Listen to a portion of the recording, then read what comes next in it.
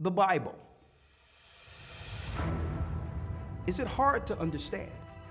When it comes to reading the Bible, the first thing that comes to mind is the fact that this is the Word of God. The seals have been broken, and the truth is here. And when we go throughout the Scriptures, when we go throughout extra-biblical records, we find that the language that God employed, that He used to create the heavens and the earth, was the Hebrew language. Christ said, I came for the lost sheep of the house of Israel. But yet no one, no religious leader, no religious church out there anywhere can now identify the 12 tribes of Israel. Can we? God is quite simple, but it seems as if man makes understanding Him hard. What are those mysteries?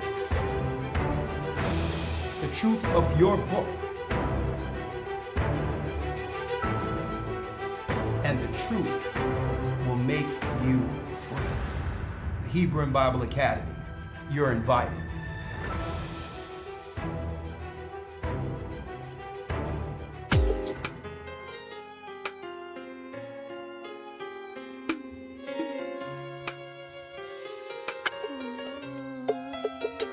Come on in. The East is where we're from. The 12 tribes of Israel. Shalom, brothers and sisters. Come on in. Hit that like button. 721 BC. Come on. The Assyrian king, he took us down, we fell.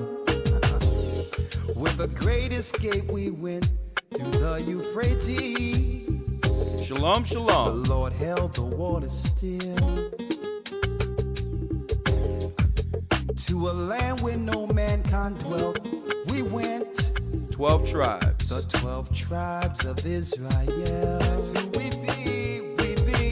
Manasseh, the Cubans, Ephraim from Puerto Rico, Naphtali from the Isles of Hawaii. The Lord is calling back Israel. Zebulun from Panama, Gad, the North American Indians. Come on in. Simeon, the Dominicans, the highest gathering Israel. The Arabs and Africans told us at gunpoint to gather our wives and children and sold us. Blessings, blessings. In the belly of these great ships we traveled in fear. By the rivers of Babylon we found our brothers here. A high gatherers in Colombia, Reuben from Australia. That's right. Reuben from Australia. Yeah, and we have Naphtali from the Isles of Hawaii and the Fiji Islands, the lost tribes of Israel. And I have books to prove what I'm telling you here. Shalom, brothers and sisters. I'm Elder Rawchaa of the Gathering of Christ Church, here live with our weekly broadcast, podcast, whatever you would like to call it. Today we have a timely lesson, and I hope through the Spirit of the Most High, you are enlightened, and more so than anything, that through this truth, through this church, we began to understand our purpose and do so under the God of Israel who sent Christ for the sins of our nation. Brothers and sisters, hit the like button, please. Please hit the like button. We're under a shadow ban, and they're doing everything possible to keep this information from you, okay? Jumping right in. For those who don't know, this is the Gathering of Christ Church, okay? Now, of course, we are Hebrews, all right? We know beyond any shadow of a doubt that the people who were brought here in cargo slave ships are in fact and were in fact from the lost tribes of Israel, all right? Don't let them try to, I'm speaking of those who claim they are the authority, try to make you believe there's some small segment called Igbo in Africa, and that's where the only Hebrews are, okay?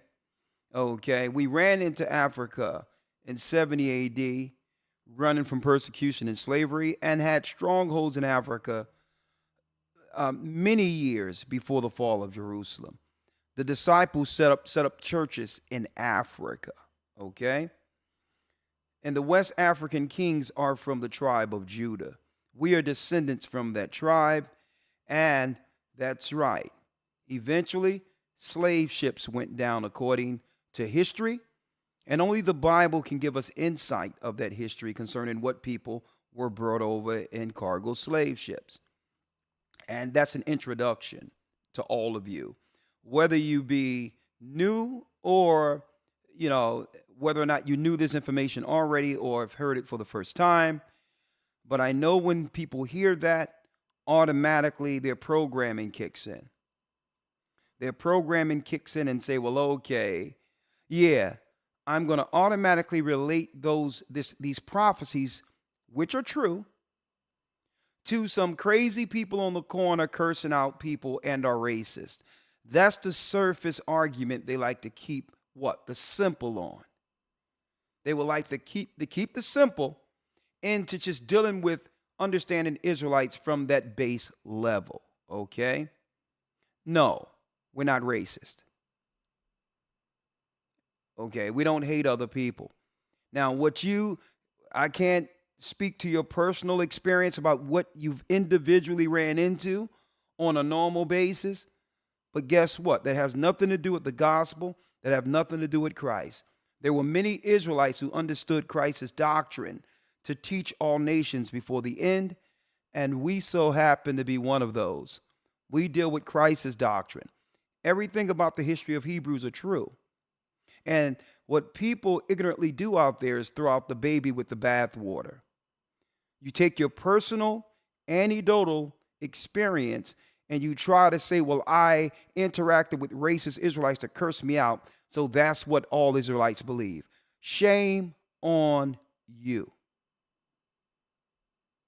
Okay? And we're not going to jump through hoops to have you believe otherwise. It's up to you to do what? Try the Spirit as the Bible said, and not deal with things from your personal experience. And we're the only people who really deal like this. Generally, there's other races of people who deal like that also, who say they'll automatically say, okay, Israelites, racist, because that's how the media program you, or you had an experience with some bad people. All right? But I'm not going to believe that every white person walking around is a card-carrying member of the KKK. And if I did so, you would do what? You would say that that's a disingenuous way of labeling someone that you haven't had personal experiences with. And that's what happens when you begin to label all Israelites under a dark connotation. All right? So I wanted to put that out there. We believe in Christ. We don't believe in hating other people. And we also understand that racism is a tool used by the enemy to keep what? Logical, progressive thinking people on the righteous side from coming together. All right? Now, there's so much I want to talk about today. You see the title, The Silent War Against the People. A silent war against the people. What can we do? What can we do? Do our people actually understand that we're in a war? Those that are living today. Do you know that you're in the war? Do you know who's waging the war against you? Right? And that's why I labeled this the silent war. Because when you think of war, you think of Russia, Ukraine. Well, I take that back. I never seen a war before where the same time they claim things are going on, the majority of people are hanging out at beaches. But I digress. You think of Vietnam, people legs being blown off, Desert Storm, wars on invading other countries, right? But no, Satan waged war on every level, and we take the time to go into the Bible to have you understand prophetically what real war looks like. And that's right, Yolanda, you hit the head on the nail. Spiritual warfare. Spiritual warfare. And I want to go into that today, all right? There's so many things happening. The fires in Maui, Hawaii, Naphtali is our people. When you look in Genesis 49, when it talks about Naphtali is like a roe, it's like a hind let loose. That's right. They're free people who love the land and the God they served before turning to paganism, right? But also it tells us that in Deuteronomy 33 that Naphtali gives goodly words, and it links to the goodly words that we have in Genesis 49. The goodly words when you land on their soil. That's right. They'll greet you with that lay and put it around your neck and say, aloha. Well, their language is a variation of Hebrew if you did the research. And what's going on is tragic in Maui right now. And I'm going to cover that. I'm going to cover that and more in this broadcast. I'm going to open it up for you all to call in to give your own perspectives. All right? Now, before I do that, I would be amiss if I didn't let you all understand and know that, yes, we are in the Hebrew and Bible Academy going into the last couple of weeks. That's right. We're going into the last couple of weeks, week 9, starting this coming Sunday. All right? This coming Sunday, we'll be talking about what? Modern day Christianity. And I have record from books, all right, that I'm going to go over concerning Christ's crucifixion and Christ's last trial. That's right. We believe in Christ, not the white Cesar Borgia. He was a criminal. We're not talking about the guy who came thousands of years and was propped up as Jesus Christ, the white image you see plastered in the Western world. Okay, that was a criminal by the name of Cesar Borgia. Okay, and I'm not racist to say that outright Christ was a black man and everyone knew it. We're being hung today like he was hung back then. All right, so we're not going to deal with that argument. That argument, you'll lose that argument all day when it comes to, well, it doesn't matter what color. If it didn't matter, you shouldn't have put a white man up to be Christ. The only time it doesn't matter is when we begin to bring the true information concerning the Savior of the world, who so happened to have been a black man. Okay? So I'm not racist for saying that. You're racist for putting up a white image. And this is why there's conflict today. Because no one wants to tell the truth. Okay? So I digress from that. But all in all, speaking of Christ, Christ spoke of these times, and I'm going to talk about that today. And yes, Christ was a black man. Let me say it again. All right? Someone asked, have I ever seen Christ? See, Bloomquist, we're not going to block you. We're not going to block you, okay? And we're not going to argue with you. And Dale, please, do not delete Bloomquist, okay, interesting name. Do not delete or block him. Because when they're waging spiritual warfare, we cannot pretend like these elements doesn't exist as if we're running away from what? Opposition or contrary thought. Do not block them. Let Bloomquist speak. Elder Dale, let him speak. Have I ever seen Christ? Oh, yeah, I seen the Christ that you all propagated, the white man by the name of Cesar Borgia. I seen him.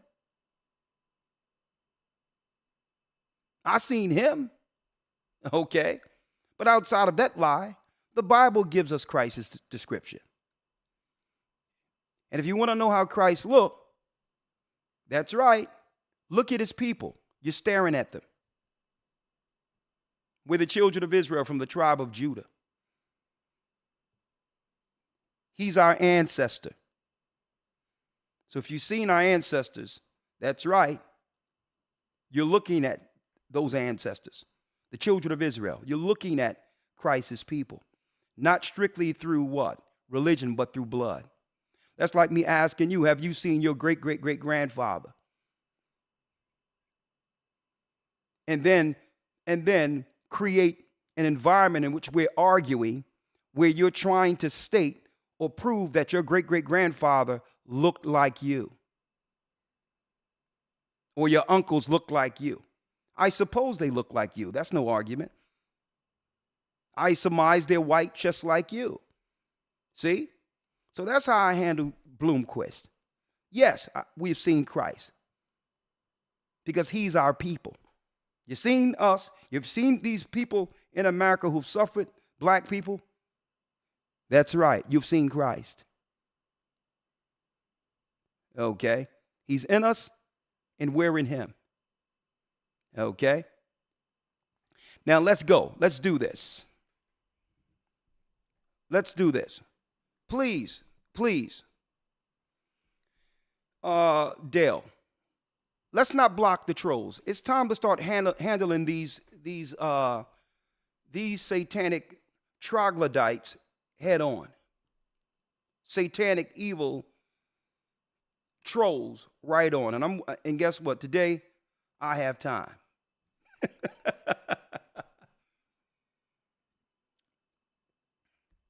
Right? Today we have time. All right? Hold on. Let's go into it.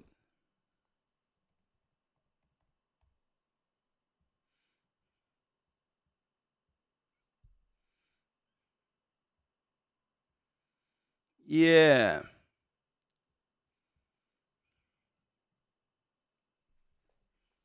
Okay, yeah. I wanted to say that for those who don't know what a troglodyte is. You know, some of these people out here who are willfully ignorant, seeking to be have some level of staying under a facetious veil to actually divert the conversation. Yet I digress. Right? Let's talk about it. It's 7:00 on the nose. We're going into the academy. What are we going to talk about in Christ? Well, this Sunday, when we go into crisis, we're going to be going into crisis trial. Okay? There's been questions about whether or not Christ had a father. Well, one of the accounts or accusations against Christ, brothers and sisters, one of the accusations is that he was born through fornication. Okay? That's right. One of the accusations that led to his crucifixion, they piled on a lot of garbage and lies like they do us today on our Lord and Savior, right? That led to his crucifixion. One of the accusations against him is that he was born through fornication. This mysterious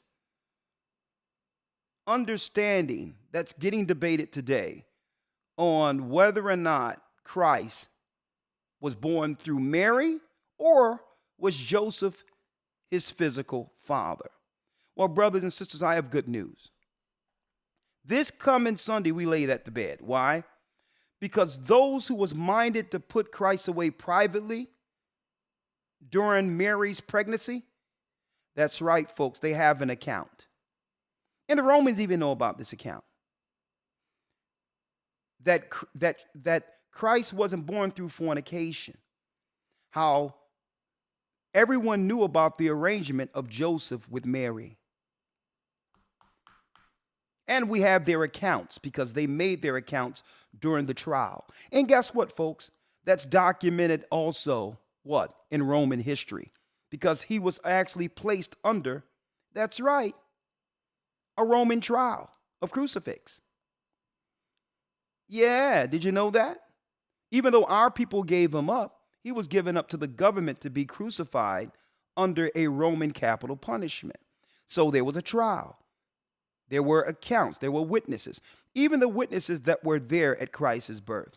So we're going to lay it all to bed concerning whether or not he came through Mary or whether or not he's from the what? The bloodline, the generations of Abraham, Isaac, and Jacob through his father, Joseph. We're going to break that down and more, and I hope you can be a part of that. If you miss it, this academy, don't worry about it. It's new information that I brought out this information before there was YouTube, but it's fresh information that we're going back into the archives to dig out for this academy and the academies to come, since we're in archaeology and history time. So I hope you're there. And if you missed the academy this time, don't worry about it. We're taking new enrollments for the academy to come On top of that, for those who have been in multiple or many academies, we're going to make it better for you, and we're going to put together gifts and packages. We have academy t-shirts coming and other things to show our appreciation. So I hope you continue to support that work. It's time we support our own classes. All right. Now, jumping right in. Sunday, there was a roundtable discussion. Roundtable discussion, right? The split between men and women. How do we come on one accord?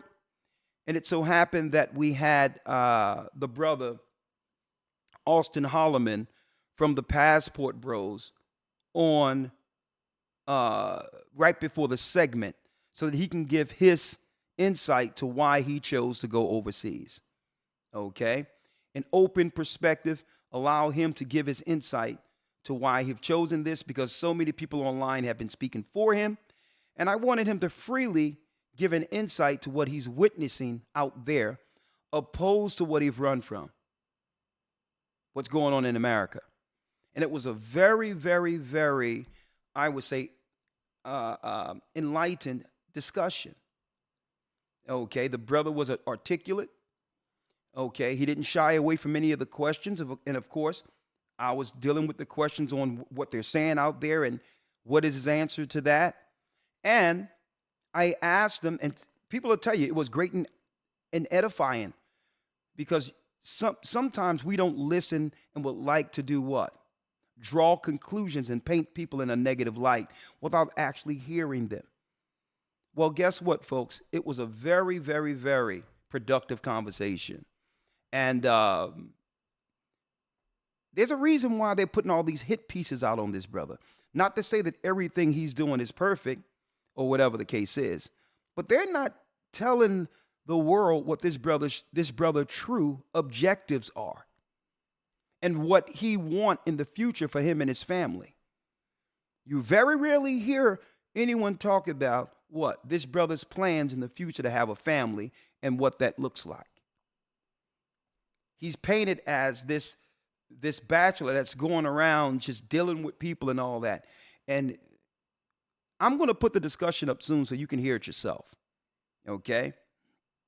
I asked him some very tough questions also, but I was respectful to him as a guest, and he gave a perspective that the mainstream media will never put out there concerning him. Okay? White people, Asian people, any other people in this world can travel anywhere they want without backlash. Okay? All of a sudden, if a black man chooses to travel somewhere, it's the worst thing that have ever happened. He's leaving the plantation. I mean, sisters even have the freedom to live their lives and go other places.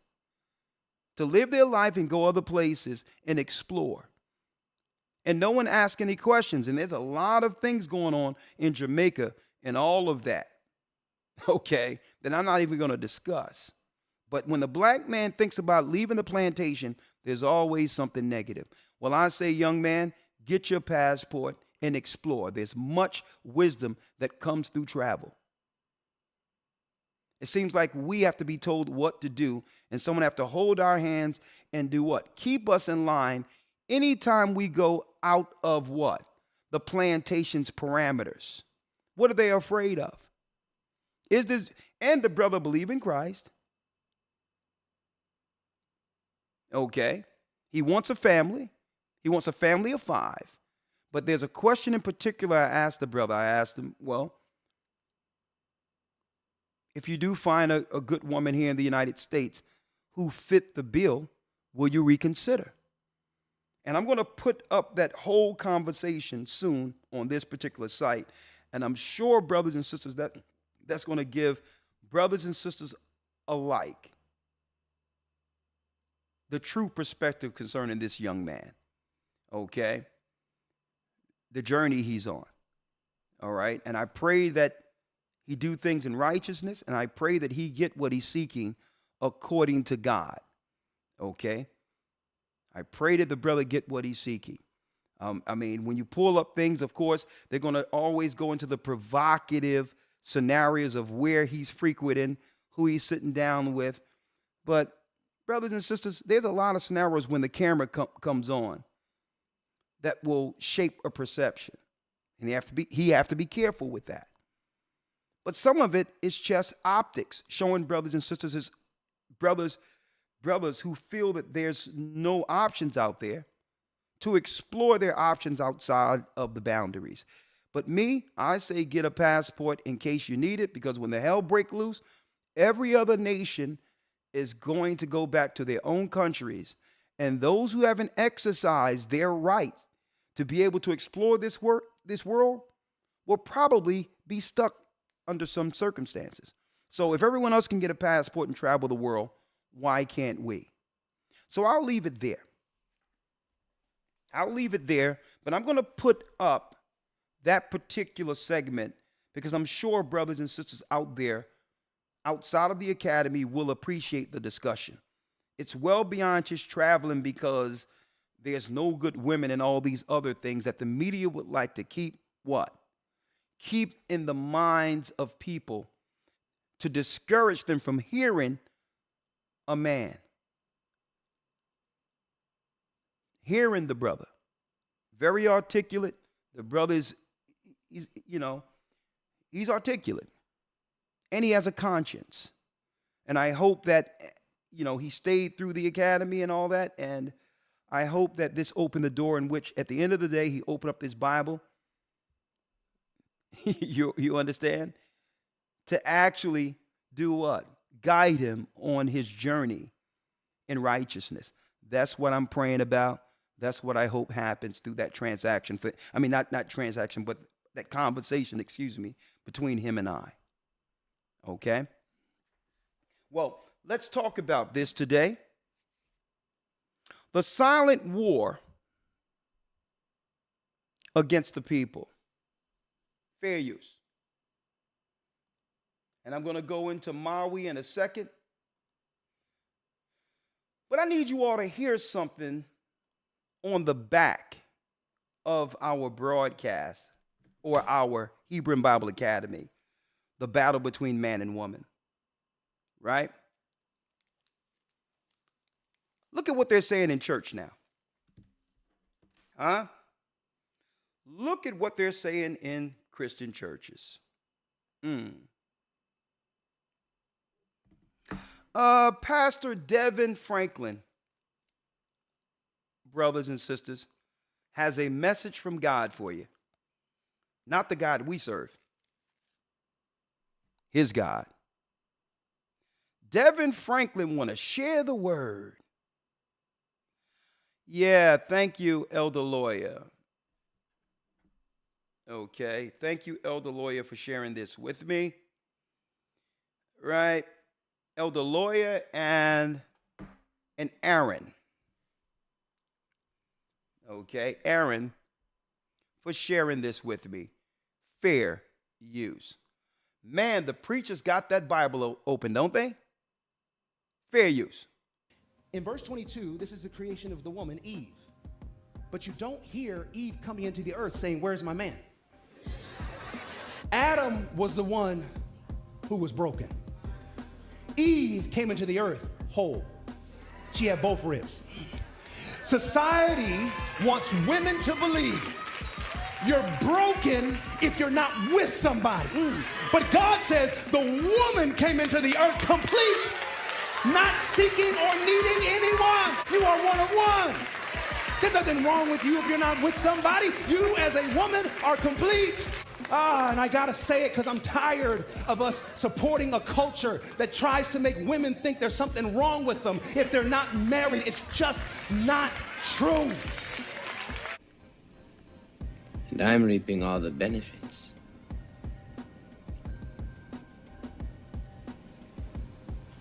And it's the devil reaping all the benefits. In verse 22, this Let's is hear the it creation again. of the woman, Eve. But you don't hear Eve coming into the earth saying, "Where's my man?" Adam was the one who was broken. Eve. Adam is the one that was broken.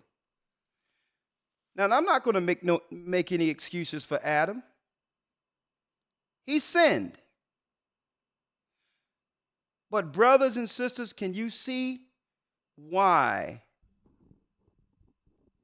men have given up on the Christian church in particular, strong men. And it's a shame because the sisters that are cheering in the back will have to suffer this indoctrination that keeps them from actually having a fulfilled life with a husband.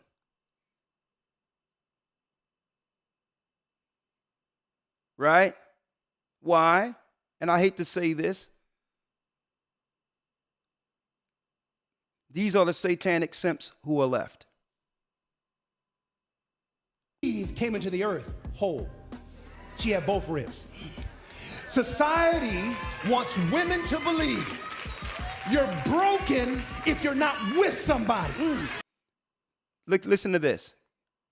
You think this particular sermon is helping these women? Huh? But God says the woman came into the earth complete. But God said the woman came into the world complete. Woman means from man. I'm going to show you how dangerous this is.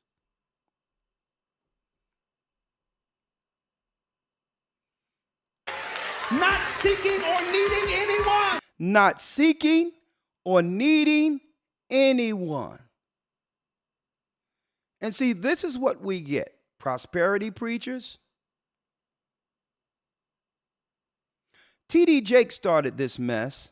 Before him, his daddy, his Jesuit daddy, Kenneth Copeland, with the prosperity, chase the money doctrine. But God said, what? You're complete.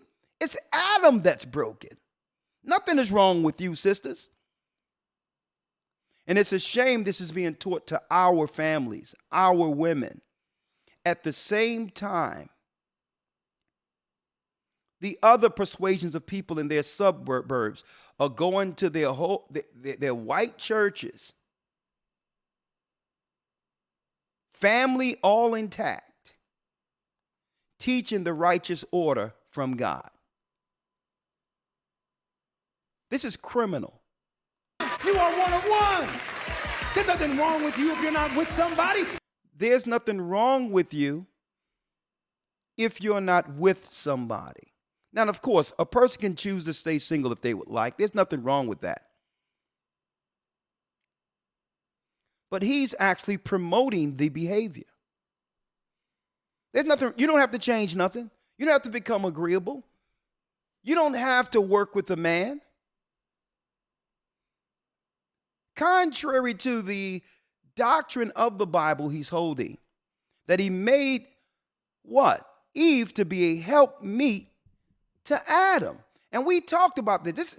Folks, this is the delusion the world is dealing with right now. This is what we have to contend against. And what's being pumped, what is coming from this? You as a woman are complete. And I gotta say it because I'm tired of us supporting a culture that tries to make women think there's something wrong with them if they're not married. It's just not true. The purpose of a woman is a man. Not according to Elder Rawchaa. Let me repeat that.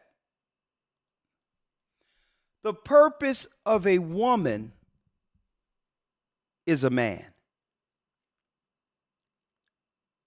Period. She was made to be a helpmeet to Adam's dominion. Adam seen all the other animals, male and female, and there was no one for him to help him do his duty in the earth like the other animals. To be fruitful and multiply. To help him with what? Bringing forth God's will on earth. So the Most High took a woman. Woman means, it's not how you think or how you feel. It's a biblical term, from man. From man. Okay? Nothing is wrong with that. Yeah, she has children. She bring forth male and female. But it's the man who have the X or Y chromosome to decide whether or not his seed is male or female. Regular biology, right? So even though the woman carries the child, it's the man's seed that determines male or female. But there would be no people on earth if the Most High didn't first take rib from Adam. And you have people like this turning the Most High's word on its head, lying to women. This is why good women are leaving the church.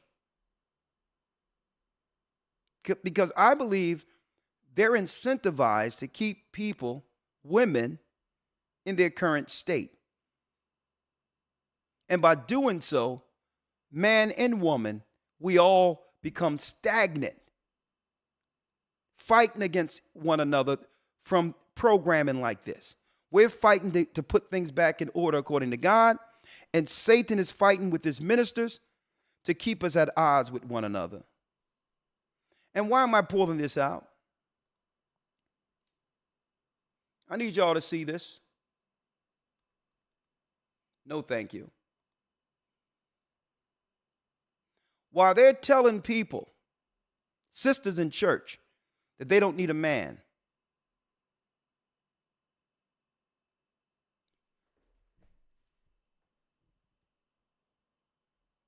the corporations are selling this to our children. You don't need a man. There's no man around. It's okay. Without a man, this will give us easier access to your children while you aren't looking. See this? Yeah, mommy, give me a pack of Skittles. Black trans lives matter. Black trans lives matter. See? Taste the rainbow. You don't need a man. Everything is perfect. Have your boy dress up like a girl on a skateboard. Huh? See? Taste the rainbow. You don't need a man. The new Skittle packages. Right-wing trolls are outraged at Skittles pro-trans pride packaging.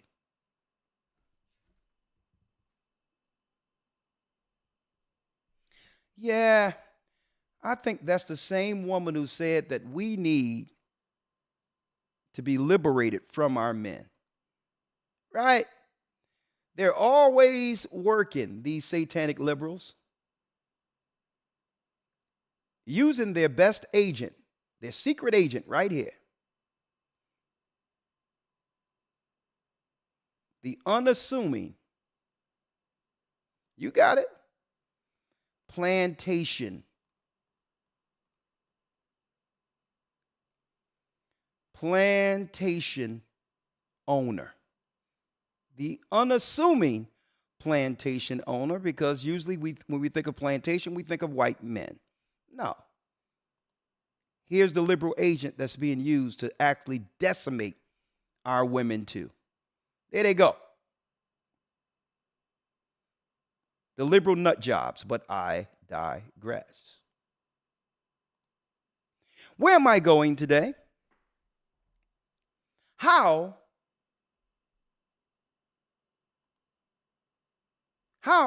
am I going to pull all of this together based on what's in Scripture? Well, brothers and sisters, at the very end, the Bible speaks, and that's including the extra biblical text, that we at the very end would be living in a complete time of confusion. in a complete time of confusion. Fires, sicknesses, handicap adverts all over the place. People playing basketball and dying on the courts at the age of 17 years of age. All of this coming from all different angles. Children getting targeted and sexualized at an early age. Men getting indoctrinated in the world to hate their other half, which is woman, and vice versa. Okay? But when I put that out there, I'm going to make this clear. Okay? And that's why I had Austin Holloman on there last Sunday. I'm going to make this clear. Let me make this clear, okay? When I spoke to that brother, I didn't get the thought after speaking with the brother that he hate women. He hate what they're doing to the women in the Western world, especially when he wants a family. And there's many brothers like that, and we're going to talk about that. But the overall objective is to have man and woman fight against each other and have those who are split on sexual lines, religious lines, as well as outside of religion, racial lines, to battle each other or to fight against one another while they wage a silent war against all of us. Women want righteous men, and good men want virtuous women. But politically, something is happening in the earth where they've actually put the insane, politicized everything, and put the insane in position to keep us at odds, fighting one with another through the spirit of confusion. Like that pastor I just showed you. But how do we bring some clarity to this? Well, in the book of Baruch, and I went over this before, and I hope you will follow us to understand how close we are.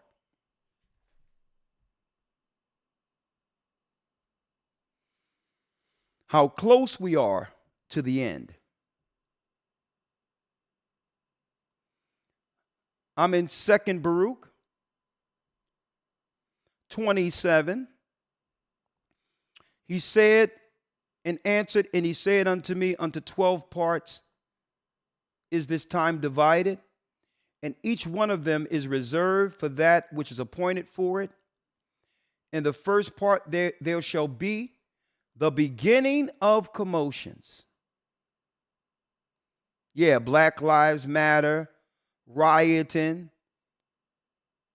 protesting, right? You'll see commotions, political commotions, which are engineered first. Now, there's some alleged information out there on whether or not this George Floyd thing is exactly how they reported it. And I'm not talking about whether or not someone had a knee on someone's neck. The time of death concerning George Floyd, allegedly, that people need to look into. Because there was some things out there that was being discussed that there was a death that happened probably years prior. Okay. So, of the same person, but I digress. Allegedly. And I'm going to show that this coming Friday. How they use certain trigger, hot button topics to incinerate the politically naive. to get them out in number to push a political agenda. The Satanist does this, and our people fall for it over and over again. Commotions. In the second part, there shall be slaying of the great ones.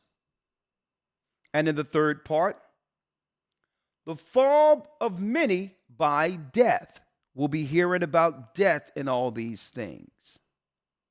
Someone said there's reports out there of a 2016 date, and I've seen that report, allegedly. And I think people need to look into that to show you how the only thing they need is a storyline to actually press or pull on your emotional strings to get you out there, to progress their political agendas and say, look, black people are concerned about this, no justice, no peace. And at the end of it, they get the bag and more financial status and all that, using our outrage to only wage silent war against us. None of the money at the end of the day or the political agenda that came out of protesting ever, it never helped the people who were behind, who were in front of the protest. They use our energy, which I believe is satanic in of itself, to progress a scenario only to have our enemy financially grandized against it so that they can use more money to wage silent war against us.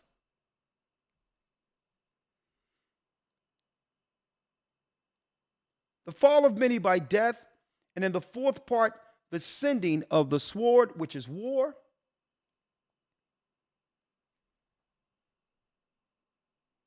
And in the fifth part, famine. Y'all heard about, brothers and sisters, that they're going to use these crimes out there, right? In Chicago and other places to begin in an effort to close down many supermarkets, right? I told y'all they was going to do this. Socially engineered a scenario by financially blocking us out of the system, by allowing immigrants and others to replace us. At the same time, if you block out of people financially from being able to earn for their families, crime automatically goes up. So they knew what was going to happen. Bring in the asylum cities, billions of dollars towards these strangers who had nothing to do with building the country, only to have those who are suffering without any guardians or any parental guidance over the children, only to allow them to raise themselves and to cause chaos in the cities. Let's keep the man and woman fighting. Let's indoctrinate the children, starve the people out by not giving black men jobs in particular. Start putting the sisters out, like I've mentioned in past broadcasts. And it leads to a famine. An engineered one, allegedly, but a famine nonetheless. Well, we cannot serve this area anymore with food. Let's shut down the supermarkets because there's too much crime in the area. Silent war. And brothers and sisters, it will only get worse. And the withholding of rain modifications. And in the sixth part, earthquakes and terrors. And in the eighth part, a multitude of specters and attacks of the shadim. Yeah, mental health. Demon possession, which is truly mental health. That's what the attacks of the specters and shadim, the shadim and specters look like. These are demons. Okay? And in the ninth part, what? The fall of fire. The what? The fall of fire. The fall of fire, folks. Now, some of these things are natural, but then others will be engineered. Engineered to bring forth what? Satan's new world order. What Christ and others were reporting on is how the governments of the earth would actually be behind the attacks on the people. And this is why I have titled this Silent War Against the People. And they don't care what color you are. They don't care what gender you are. Satan wants you dead.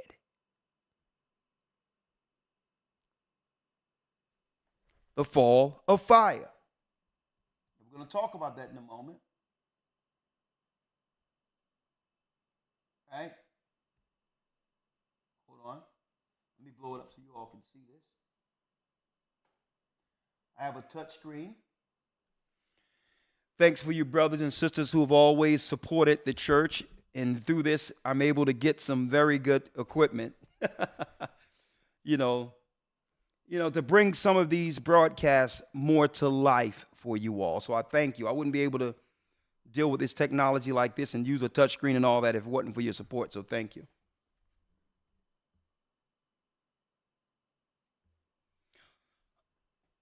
Fall of fire. And in the 10th part, rapine and much oppression. And in the 11th part, wickedness and unchastity. Unchastity.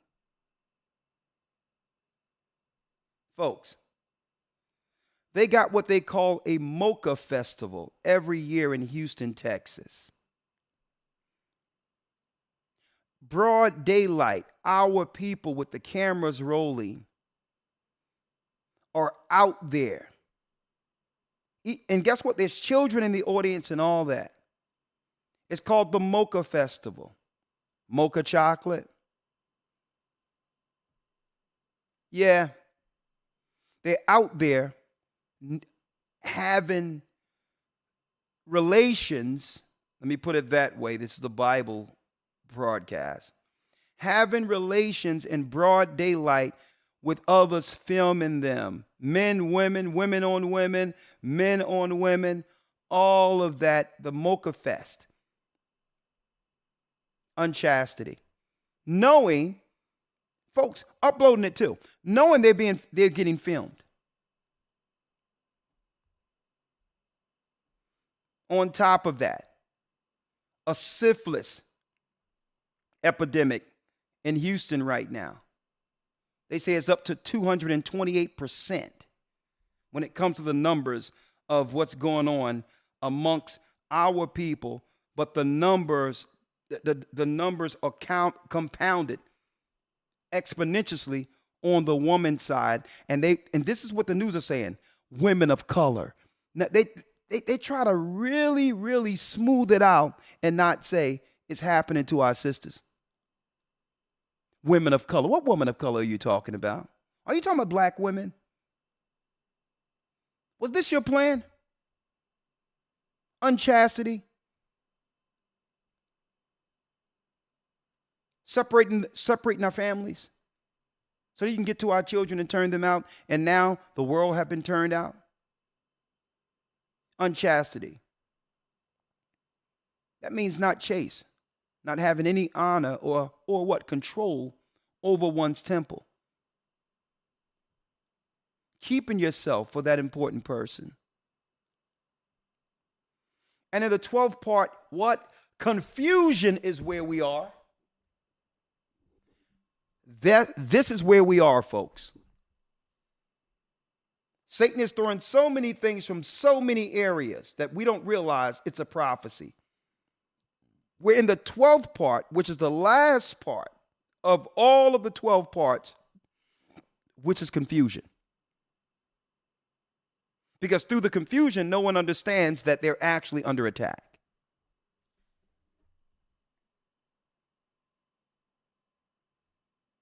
Right? And it tells us for about the last 50 years, according to this prophecy, folks, this prophecy in particular, brothers and sisters, is really the last 50 years. Depopulation, war against family, and at the end, Christ said in Matthew 24 and 22, if he didn't cut Satan's time short, which is the elite who's controlling this world under their god, Satan, because Satan is real. If Christ didn't cut the time short, not one person would live through this. And folks, we're near the end of that 50 years, that Jubilee. We're near the end of it. We're near the end of it. I'm going to be talking about that this coming Friday and break it down to y'all folks that we're at the end of that 50 years. Okay? When I say we're at the end of it, we're not at the last year end of it, but we're going into the last, soon we'll be going into the last 7 years. Very soon. And it tells us in the book of Jeremiah that all the other nations who have passports, after they continue to help break and destroy our people in the Western world, they're going to begin to go back to their country when there's nothing left from what? From them totally raping the harlot. There'll be nothing left, and they're going to begin to go back to their countries. I need y'all to look in our inner cities, folks. It looks like Bangladesh and Beijing everywhere. They're coming in to raid, and with their passports, when they leave, there'll be nothing left. And eventually, we'll have to do so also. There will be a war also. Listen to me, and I reported this years ago, and now it's unfolding, that the last battlefront will be Africa. It's going to be a war against Africa. And Russia is double-crossing Africa. I'm telling you this right now. Russia is a part of the 10 horns. And eventually, those who have the wherewithal and the understanding in our current time to get your paperwork together, if there's any liens on you, if there's any warrants on you, now is the opportunity to get yourself straight and get yourself some identification. The only identification that's going to matter that will allow you access beyond this melting pot that's about to blow.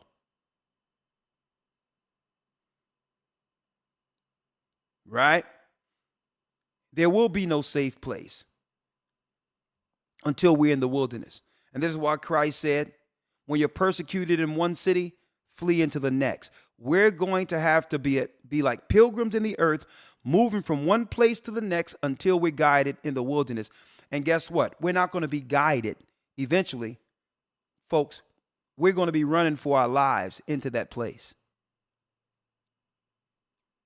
There's a strategic war, and the battleground is starting here in the Western world, America first in particular, to use the model that they will actually execute on the rest of the world. And they've done a great job using our people as guinea pigs.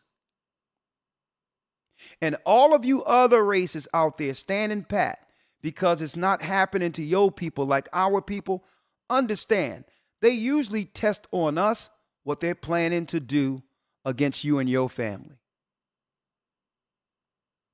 So it's us right now. And you know what? We can overcome this. We've overcome everything else. But I don't know how you're going to overcome this without the understanding of this truth, without the understanding of our God. See, we're used to being ostracized, experimented on, separated, downtrodden. We're used to it. We'll adjust. We're the children of Israel. Our God have always given us what? Exodus strategies. All the way from Egypt. But understand, while you sitting back thinking, well, okay, these black people, it's a caste system. We don't care about them. It's about capitalism and being able to gain our financial fortitude off the backs of the people who've actually built the country. Well, guess what? Everything they've done to us, they have plans on doing to you and your family. So I need you all to think about that. For you other nations who believe that you're under some level of privilege. The only privilege you're getting right now is to conspire against God's people during the time of the awakening. That's why Esau has given you access. That's the only reason. But at the end of this, your gods will fall and you'll fall if you continue to work with Esau against the children of God. We're God's chosen people. So you know what? It's going to be rough. There's a persecution we'll go through. But our people have always persevered. You don't know how it is to go through chattel slavery and have your family taken from you, have your woman taken from you. From generation to generation, there's an indoctrination to keep us at odds at each other, but still, we as a people overcome. And it's because of our God. So I'm glad the Most High have given us the Bible, the truth. I'm glad he's given us the understanding to why we had to suffer all these things for disobedience against the commandments. I thank the Most High because through that comes solution. To stand on the right side of judgment before it comes. And it's coming. Brothers and sisters, you're going to have to prepare yourself. In every sense of the word. There's a silent war against you. I don't have to tell you that. There's a silent war against you because they understand who we are. We're the children of God. And that's our people. But guess what? There's some white people too who know what's going on is wrong. You don't fall, if you're white or you're Caucasian, don't fall for the Republican tropes. That you're standing on the side against black people as your enemy. It's the doctrine the Most High have delivered through black people that have been the saving grace for this earth since Christ was born in this earth. And before that, Moses. And it's no different back then than today. The saving grace is through mercy. We're going to show you this Bible and show you the way. We're going to show you the way. We don't have no axe to grind against white people because why? According to the Bible, it's your turn. The Greeks and Roman is the end of the world. We know our God gave you power to rule for a time. So I have no problem with you as long as you don't try to directly harm me personally. We're here to teach you too, because all will fall under the judgment, whether you're black, white, Jacob, or Esau. So I'm telling you, white people out there, if you're white, understand there are some good people who believe in God and trust in Christ and understand that these prophecies are true, who have the true doctrine that was destroyed by the Romans when they sacked our country, Jerusalem, in 70 AD. The Most High have delivered back what? The true doctrine. And the books that were burned and some was lost. He revealed it back to us so that we have the doctrine intact. Within this church, we have the doctrine intact that the Romans sought to hide from the world. Whether you believe it or not, the only way out of this is the God of the Hebrews. So it's going to come a time where you're going to have to lay down your racist views that you've been indoctrinated to believe, having a privilege, only to read that Bible again. We're not your enemy. The devil is your enemy. Satan is your enemy. And understand that Christ in the last days would bring forth his understanding and prophecy to save you and your family too through this persecution.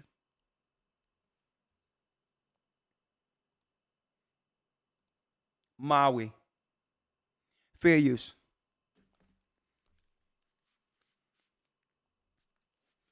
Persians are the Iranians.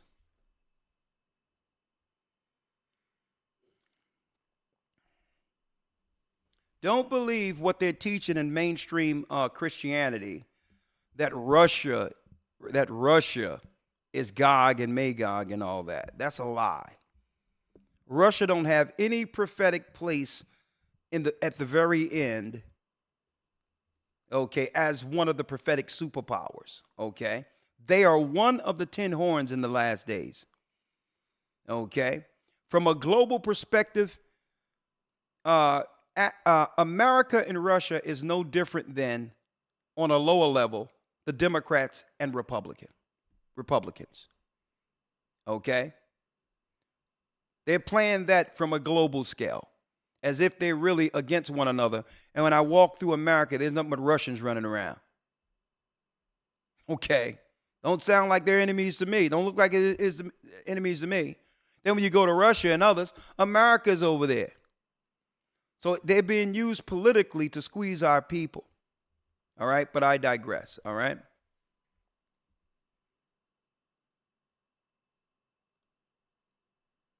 Maui, the tribe of Naphtali, are from Hawaii. The tribe of Naphtali, and I have the books to prove it. A matter of fact, during the news, I'm going to pull out a few facts in the academy this coming weekend, and I may show some of that in this for the Sabbath also. The Hawaiians are from the tribe of Naphtali. August 8th, 2023 marked the start of the deadliest wildfires in modern Fair history use. on Hawaii, in particular on the island of Maui. As of August 15th, 99 people have been declared dead, with hundreds still missing, with survivors bracing for the worst. The causes leading up to the fire and the level of incompetence from local governments is pretty staggering. But there's also much more to this story, from investors and billionaires trying to buy up land to shady players trying to rebuild Maui as the world's first smart city. So what's really going on? And how What's really going on is Bible prophecy. And, sir, I'm going to segue to what's really going on. All right? Let me segue to what's really going on. Because these fires are quite convenient. Some would say that the pandemic or whatever that we just went through was quite convenient also. When you go to the World Economic Forum and I look at all their white papers and their progression going forward towards a new world order and what they have out there in particular, because I'm looking at prophecy. I'm watching politically what's going on, right? So what they have in particular, let me show you this. There's a few things on the docket to progress the New World Order, brothers and sisters. Listen to me and listen to me good. Right? When you go to the World Economic Forum, there's a few things that you'll see, and COVID is in the middle of all that. It says COVID-19. And when you hit on COVID-19, it opens up. It opens up and it goes into brackets that the World Economic Forum must accomplish to their end goal, right? You know what? I'm going to pull that up this coming Friday. I'm going to pull that up Friday for my Patreon members. But there's a few things in particular. Let me put this over here. There's a few things in particular when you look up the World Economic Forum, intertwining with all of these bigwigs, out there, the Gates and all these others, right? One thing in particular that's highlighted is, in order for them to progress this New World Order or whatever they're doing, they must deal with what? COVID is a key component on the World Economic Forum. Global warming or climate change is a component to this that will lead the world into transitioning or accepting a new world with less people. One component that really piqued my interest that I didn't know was a part of this is the diversity piece. Climate change, COVID-19, it said, and diversity. The political workings of how they use diversity. Now, if America or the inner cities is the model that I'm witnessing, I don't think diversity long term will benefit anyone. But now I can see how diversity could work for them. Because through teaching diversity, it's what? It's causing a cataclysm amongst the communities of the United States. And if there's infighting, the world powers can easily what? Maneuver to benefit from that infighting so that people are not coming together under one accord to actually see what they're doing against us. So diversity is a key piece that's being rolled out under the guise of human rights, right? Diversity, they said COVID-19, and they also said climate change. These are the three in particular that's going to progress their new world order, folks, under Satan. Getting to Maui, linking directly to 2 Baruch when it says the 12th part is what? The falling of fire. Fair use.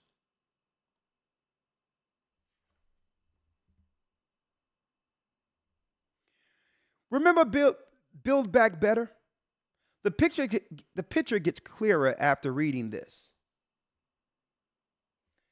And it states, the government of Hawaii states goal for rebuild to make the entire island of Maui the first smart island. This is what it says. I'm just reading it. They want the entire island governed by AI as outlined in the Hawaii Digital Government Summit of 2023. Now, mind you, folks, remember years ago there was a COVID summit. And now we have another summit off the back of a state or an island, folks, that's conveniently under fire right now. Now they did this, they had this forum before the fires. They want the entire island governed by the AI as outlined in the Hawaii Digital Government Summit of 2023 that they have planned to host next month, September 25th, 2023. Now, there are also other meetings. Don't forget, September 25th, 2023 on Maui, this is planned for this forum. But there's other prior meetings based on this particular thing right here that goes into the planning that would lead up to September 25th, 2023. There must have been some prior planning for them to be there to do a smart city and, on the island in the near future. The falling of fire. Interesting. Well, I so happen, brothers and sisters, to have it up for you so that you can't think, no one can think that this is a conspiracy theory. Now, these people of Hawaii are from the lost tribes of Israel, and I can prove it. They're from the tribe of Naphtali. And it could be a coincidence. But what president came out of nowhere who ran for president when there was controversy concerning his birth? What president out of nowhere, we were told in America, was born in Hawaii? See, I'm going to bring y'all some pieces you wouldn't normally understand or get from other places. No one is saying this, folks. But I'm showing you how this is coming around full circle. It so happened that right after the election, when Trump lost the election, that the Obamas left their place in the Hamptons and moved right around the corner from the White House to live close to the White House?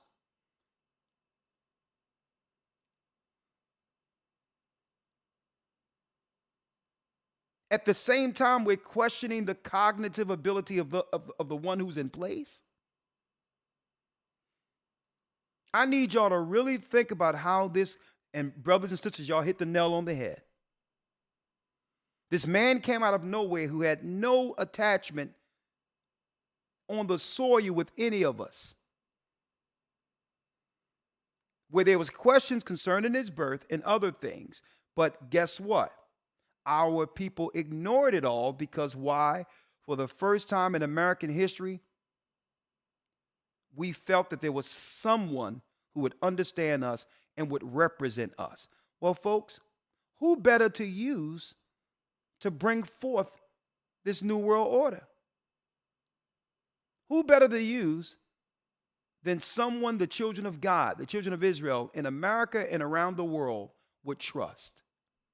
And I told people about this, the spirit of Antichrist, linking to this before Obama was elected. Before he was elected, I told everyone. Now, is he the Antichrist? Well, that whole concept of the Antichrist is deceptive. There is no the Antichrist. Satan is the Antichrist. But all of these people in political positions are under the spirit of pushing Antichrist policy. And then you have to look at who raised him, who indoctrinated him. What was the ideology? There was questions concerning his upbringing with a level of Marxism infused within his ideology.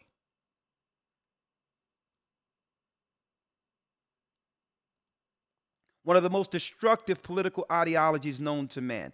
Marxism has been responsible for millions upon millions of people dying under that ideology. Any country that upholds and also stands under Marxism, when you think of Stalin and all these others in history, have led to millions of people dying. And now here it is, fires coming out of nowhere, conveniently from Obama's quote-unquote alleged birthplace. Full circle.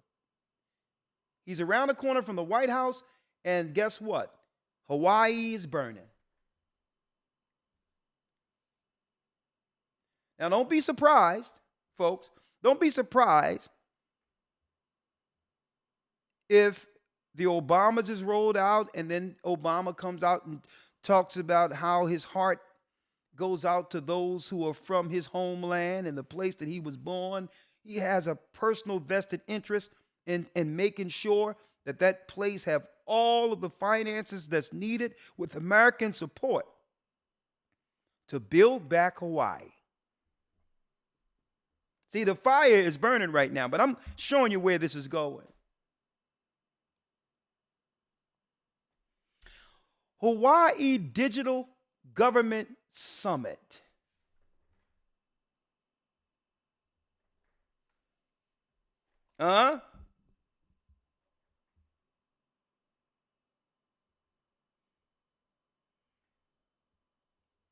Government Technology 2023, Honolulu. Now, like the man mentioned, and I can't play his video because I don't want to, like the reporter mentioned in the YouTube video, I don't want to impose on his rights on the video. But there's a lot of skepticism going on to how this fire conveniently came out of nowhere and how billionaires are stepping in to purchase large segments of these areas that were, as they would allege, strategically, conveniently disastered. Let me put it that way. Right? Now, they have actually, brothers and sisters, believe it or not, have put in what? An outline to say, well, this have nothing to do with anything. They have to put in a buffer, right? Now that people are on to them, they have to put in a disclaimer that, nah, these are conspiracy theorists. This is nothing to do about anything.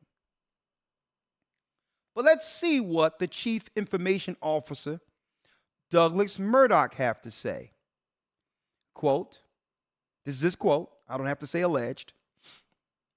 At the 2023 Hawaii Digital Government Summit, attendees will have unique opportunities to share ideas, celebrate best practices, and hear about the latest technology trends. This year's summit will bring together public sector and industry innovators to better understand and navigate these ever-changing and challenging times the Bible calls the end of the world. I'm excited to hear provoking, inspiring speakers and have meaningful discussions with you all in September. Quote, unquote, in advance. Right? As you can see, the usual suspects, a TED Talk motivational speaker. Right? TED Talk motivational speaker. You have to watch these guys. Jack Shaw, innovation and technology strategist. Speaker and author. What would they be talking about? Starting over 3 decades ago, even before the birth of e-commerce. Yeah. And through the advent of blockchain in the early millennium. So they're going to be talking about what? Economics as this thing is being brought back.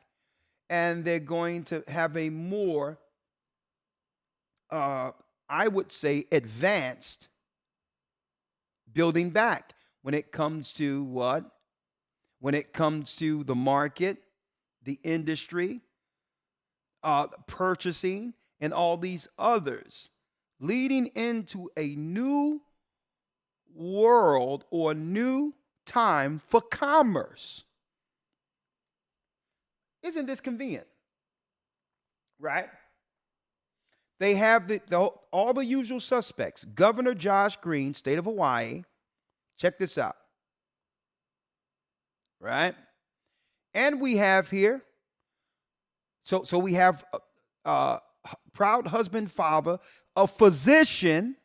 So we got technology, medicine, and we also have Paralympic Games silver medalist, Persian Gulf War veteran, and motivational speaker.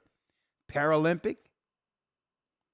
And Elder Lawya brought out not too long ago how some of the science are going to help those who have handicaps with the new integration of technology, connecting the brain to certain technology.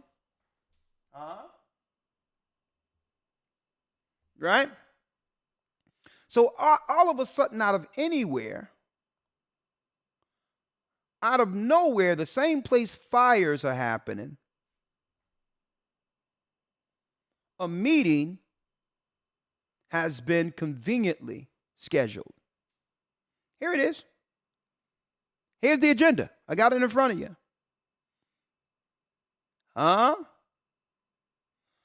Let's move Hawaii forward. And I'm sure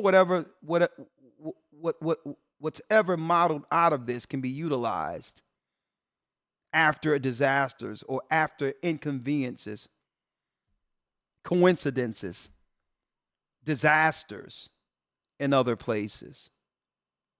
Cybersecurity readiness and response.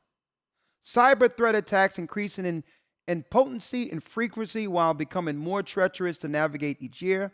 Having a solid and well-prepared incident response plan is not an option to consider, right?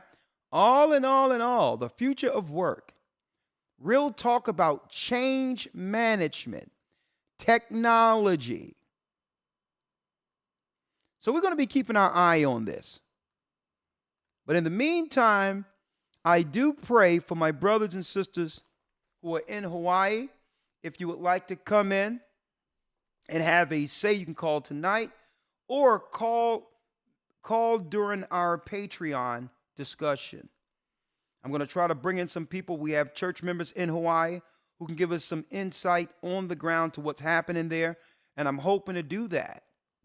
I'm hoping to do that this Friday, leading into also the academy, to have boots on the ground to give us some insight, because there's a lot of, I would say, skeptical behavior and activities that people, let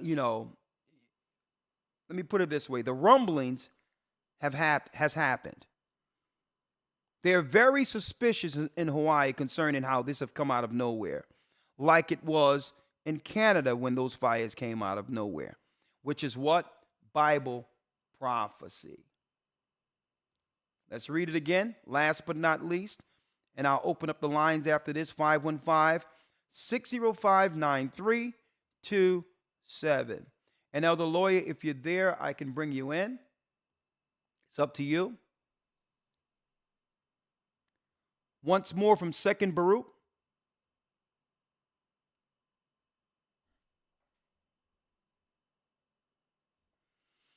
And he answered and said unto me, in 12 parts is that time divided.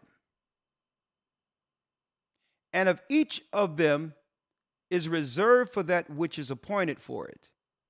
And the first there shall be beginning of commotions. They're stirring up people's emotions, causing riots and all these others. And the second, what? And the second part, slaying of the great ones. We'll hear about people dying, being slayed. Like we may hear about people just out of nowhere, just falling dead at the ripe ages of 17 and all that, for no apparent reason at all. Young, healthy, vibrant athletes are dying coincidentally for no reason at all. And I believe most people have an inclination to what may be impacting society like this, where young athletes are dying. Most people have an idea of what it might be, but are afraid to even say it. And in the third part, the fall of many by death, like we're hearing about the 99 dead, and usually there's a death count on anything that's rolled out, right? Cases and deaths and all of that. And in the fourth part, the sending of the sword, you'll hear about war or fight, or the administrations of the world, the New World Order, and the leaders over the order, asking for budgets to go kill more people, which only leads to them progressing towards their New World Order plans. And in the fourth part, the sending of the sword, war. And in the fifth part, famine. They're talking about closing down markets and using us as the excuse for it. Only to, like they did with the schools, to have us what? Have our children locked up and all that and stop giving us programs. Only to have a convenient place for asylum seekers now to have a clean cot and 3 meals. All of these empty federal buildings that could have been utilized for us were empty and just convenient after the pandemic to have a place where these people can now lodge who are asylum seekers from other countries. And now, what of the supermarkets that have closed? Like the Walmarts, what are they sitting there for? What about the Giants? What are they sitting there for? Stay tuned on this channel and you'll see we've been reporting on this since 2007, before YouTube. We told you that all of these places will be eventually used for processing. What I didn't know is that they would do it under the guise of asylum seekers to process people. And what they put in place there can eventually be utilized for citizens. Listen to me and listen to me good.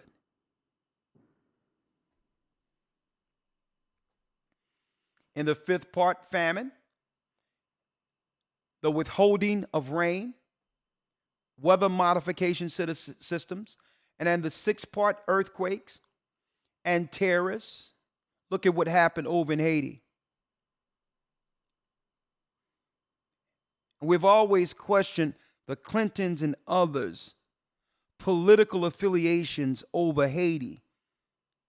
Throughout all of these administrations, it seems as if the Clintons have always had a stake in Haiti. Haiti is sitting on so much riches, so much oil and all this others, minerals and all that the people of Haiti cannot benefit from. And all of a sudden, out of nowhere, they're opening the doors when telling Haitians, don't worry about it. No more floating on wood and doors to seek asylum. Come on into America. Now, we want our Levite brothers and sisters safe. But all of a sudden, if they really cared about Haiti, they would, I'm speaking of the Clintons and others, even in Africa, they would actually do what? They would do what they do for their people. They would build the environment so that what? That these people can thrive on the land that belongs to them. But all of a sudden, you're going to chase everyone into a what? A sinking ship. Only to eventually say, yeah, go over here while we conveniently plan to take what's here. If you leave, then we can get all of these minerals and resources and riches without resistance. Check out what they're doing, folks. Like, what is this thing where to help us, you're going to help us flee from our country instead of helping us benefit from the land we're living on? Y'all have to understand the trick, and that's why I called this the silent war against our people. Displacing people is a strategic war tactic, folks. Oh yeah, run this way while we take your land and do what we should have helped you do with it, and rape the mineral resources from the people. In the eighth part, a multitude of specters and attacks of the Shadim, demon attacks. And in the ninth part, the fall of fire. The fall of fire, right there. Maui, anyone? In the 10th part, rapine and much oppression. That's right. Taking away jobs from our people, which will lead to criminality, oppressing us, forcing our sisters out of their homes. Our sisters now are becoming homeless and all of that.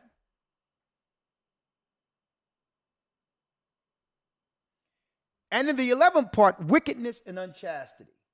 That's what's going on. Straight evil and wickedness. And in the 12th part, this is where they got you now. Confusion. Confusion. That's right. Confusion. Yeah, little kids, while we destroy your parents, we need you to taste the rainbow.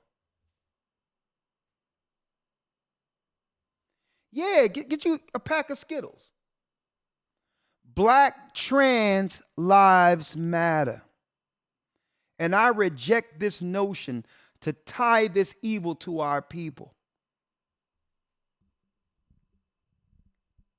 And our people need to be fighting back with every inch in us against this political assassination they're doing against our people. Tying us, Black Lives Matter is garbage. We don't have nothing to do with Black Lives Matter or the people or the Satanists who are behind it. And we reject the notion that you would tie us now to intersexual behavior and then on top of that, aim this evil at our children.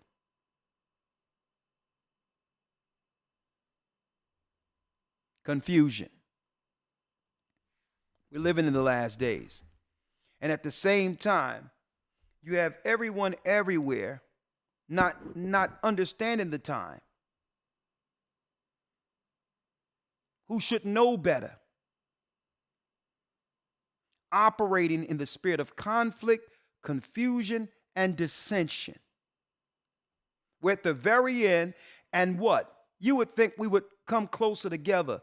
People who are letting their emotions override their logical mind are losing it at the very end. And Christ told us about this. Christ told us about this. Let me pull it up.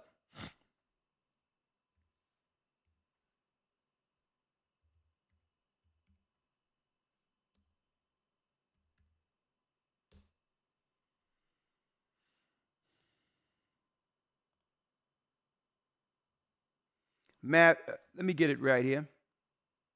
1 second.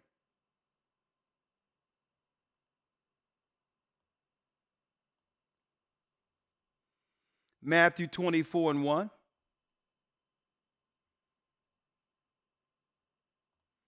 Matthew 24:1.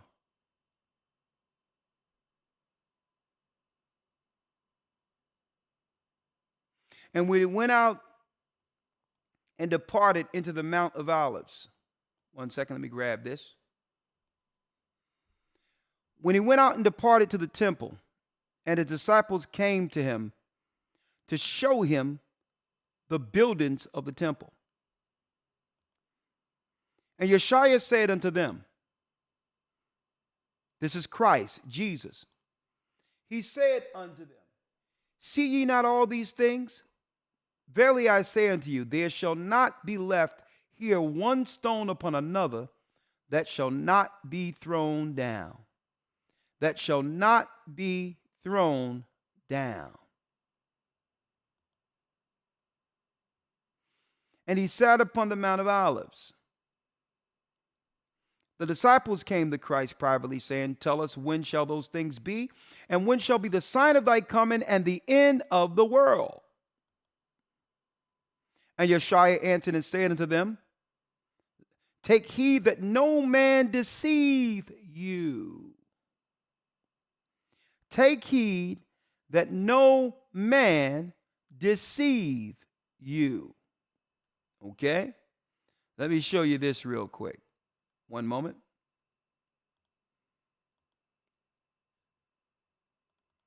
Take heed that no man deceive you.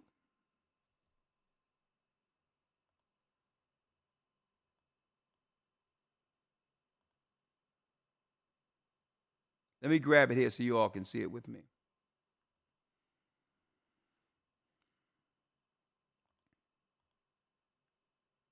Take heed that no man deceive you.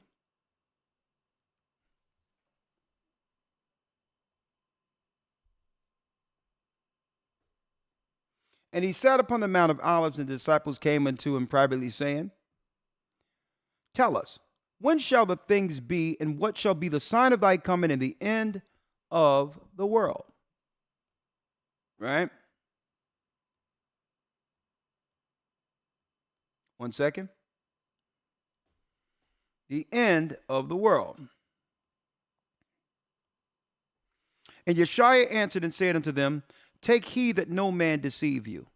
For many shall come in my name, saying, I am Christ. That's the Christians who don't really believe anything concerning Christ. Like the man we showed you earlier, claiming that the woman was perfect and that it was man that was in the deception. For many shall come in my name, saying, I am Christ, Christians, liars, and shall deceive many. And ye shall hear of wars and rumors of world wars, and see that ye be not troubled, for all these things must come to pass, but the end is not yet. For nation shall rise against nation, and kingdom against kingdom, and there shall be famines and pestilences and earthquakes in diverse places. Everything Baruch said would happen is happening, and it was confirmed through Christ before Christ was crucified. But these are what? The beginning of sorrows. Then they shall deliver you up to be afflicted, throw you in jail and all that, and shall kill you, and you shall be hated of all nations for my name's sake. And the reason why we're hated, folks, is because we're allowing the devil to be utilized, to utilize the media to demonize us. They are attaching us to everything evil, even the concepts they created like Marxism, and making everyone believe that that's what we want as an option politically in the world. And Christ called them out. But this is where we are with the people right now who claim to be in Christ. And then shall many be offended. Here's the problem. Instead of doing what Christ say do, they're going to run around with grudges in their heart, offended, and not dealing with things like Christ said do. And Satan will begin to turn their heart dark. Then Satan going to be in their ear. Man, there ain't no truth. That was never right. A matter of fact, none of this is of the Most High. I hate them. They're going to start talking in your ear because you didn't deal with your initial offense. Many shall become offended. And instead of dealing with things like the Most High said, they're going to go into their little conclaves and corners and begin to what? Plot. Like they plotted against Christ. All in their feelings. And folks, you're going to, guess what? I don't have a problem with it because we've been teaching this for the longest. I don't have a problem with it because Christ said it's going to happen. But I need you all to check out all that's out there and put two and two together.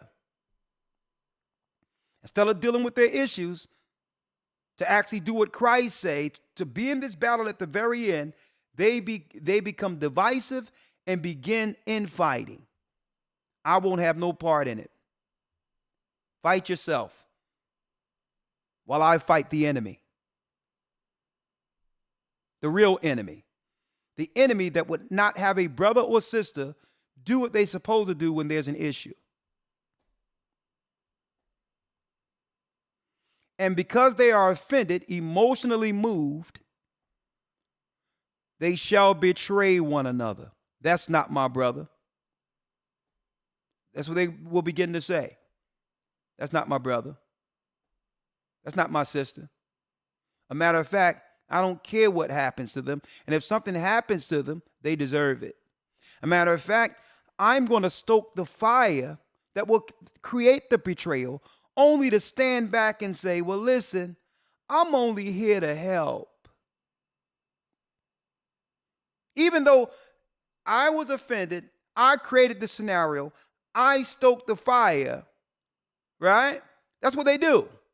And then they'll sit back and behold their work and the evil that comes from it, aiming it towards who they want to attack, and then say, well, I'm just here to be the peacemaker. I'm here to bring peace.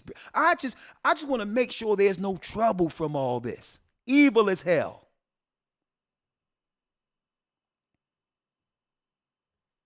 Evil as hell. Oh yeah, I'm just here to just make sure everything is good because, you know, I don't want nothing to happen.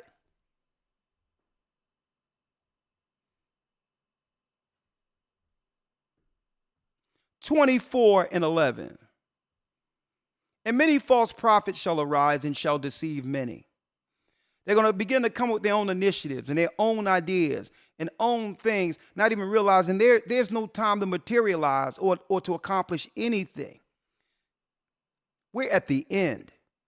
The enemy have progressed his mission against the elect, and there's no time for us to redo and repackage what the Most High have given us.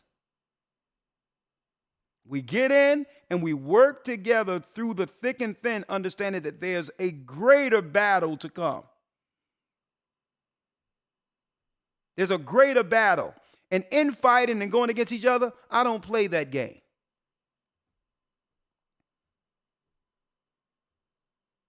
I step over, do what I was doing from the beginning until I see my Lord, my Christ at the very end. And I pray that he says what? He says, listen, come in, my humble servant. You probably wasn't perfect, but you never stopped. I gave you 1 talent, and you flipped that over and over again, 100-fold, 1,000-fold. Come in. At least you've worked.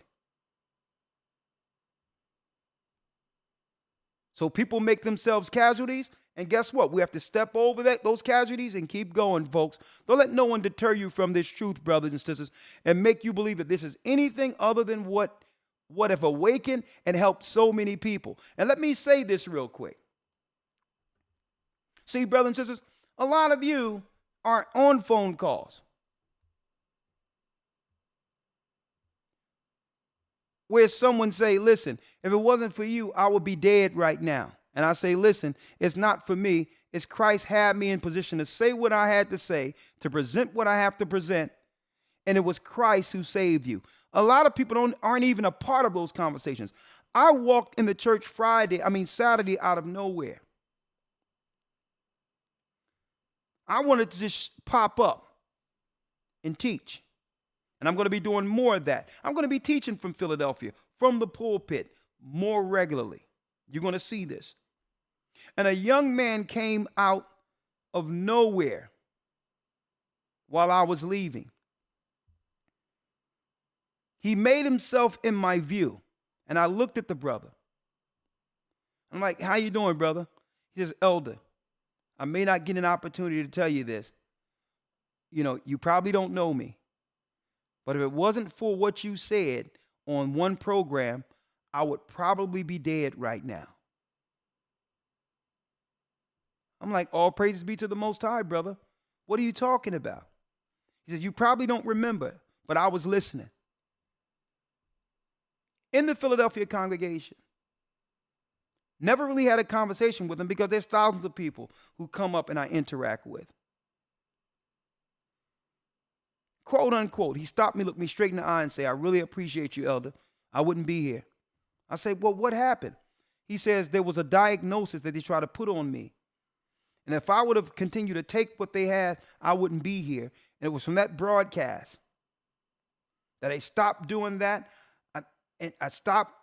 I went for a second opinion. I did what I needed to do. And I'm here disease-free.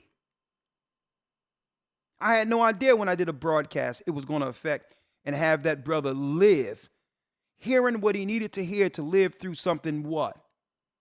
Life-changing. Death in of itself he was staring at. See, but the haters and those who betray people, guess what? All of that that have helped them, that have helped these people, that have healed people, that have kept people living, they'll look right over that as if it didn't exist and make good evil spoken of to justify their betrayal.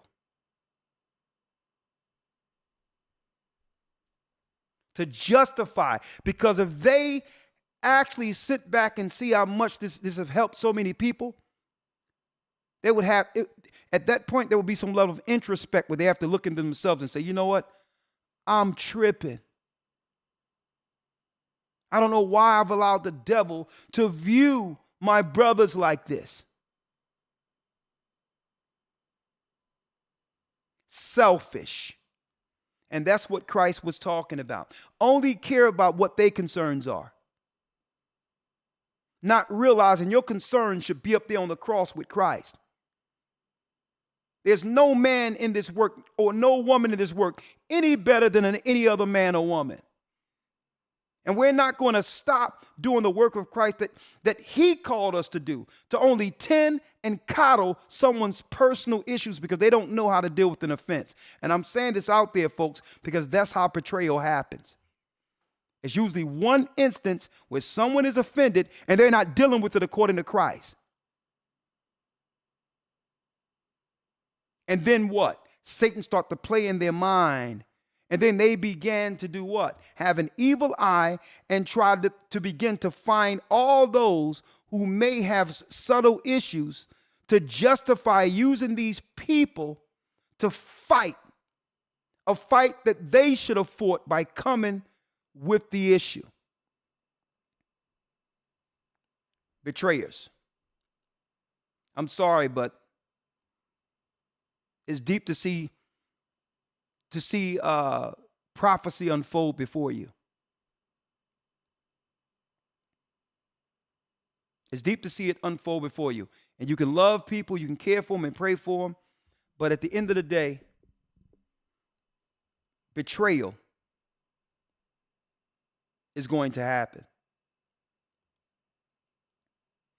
They betrayed Christ.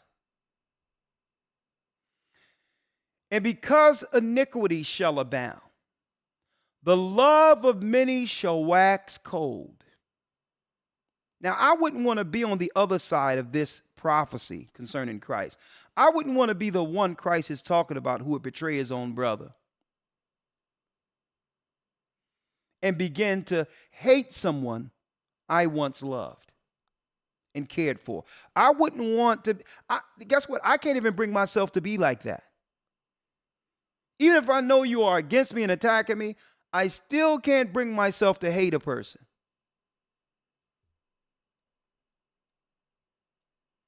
Because at the end of the day, that person is depriving themselves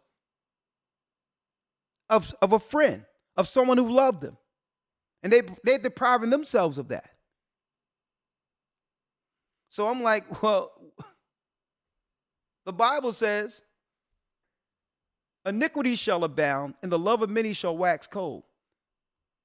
The same person who once loved you is going to hate your guts. And that's where we are, folks, with men, women, friends. That's why none of this shocks me. But when it happens, I need everyone out there to have your eyes open and realize what side of the judgment you're on. Are you the person that's betraying or being or getting betrayed? Are you the one betraying people? Or are you the one going against a person, hating a person? Or are you the one that are being betrayed by your own friends and those who once loved you? Look at Christ's words and don't try to use an instance to justify where you are in your mind. Okay? Don't try to say because something happened, it gives me what? Justification to betray my brother or sister. Well, something happened, so now, guess what? I'm going to betray you because I'm justified in doing so.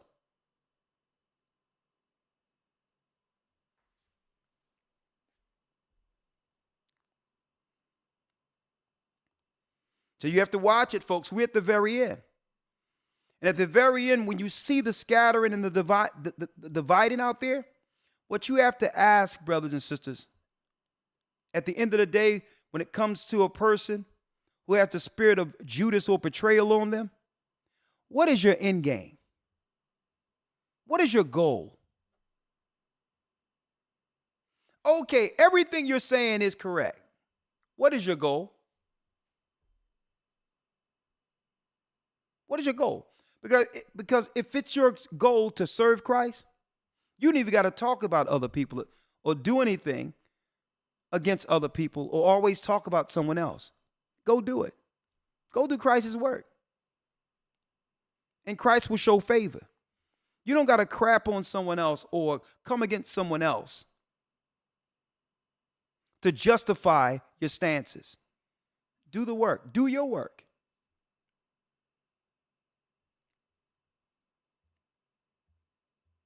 And I wanted to put that out there, folks, because I mentioned this even Saturday. Misery loves company. And there's nothing for people to find others who are disgruntled. Before I open up the line 515-605-9327. Let's see this brother, Mr. Franklin, dropping the knowledge of the Most High. Yes, right, the knowledge of the Most High. And he must be reading from another Bible. Brothers and sisters, he must be reading from another Bible because he's going to drop this for you sisters. This is real preaching right here. And I'm reaping. In verse 22, this is the creation of the woman, Eve. But you don't hear Eve coming into the earth saying, "Where's my man?" Adam was the one who was broken. Eve came into the earth whole. She had both ribs. Society wants women to believe you're broken if you're not with somebody. But God says the woman came into the earth complete, not seeking or needing anyone. You are one of one. There's nothing wrong with you if you're not with somebody. You as a woman are complete. And I gotta say it because I'm tired of us supporting a culture that tries to make women think there's something wrong with them if they're not married. It's just not true.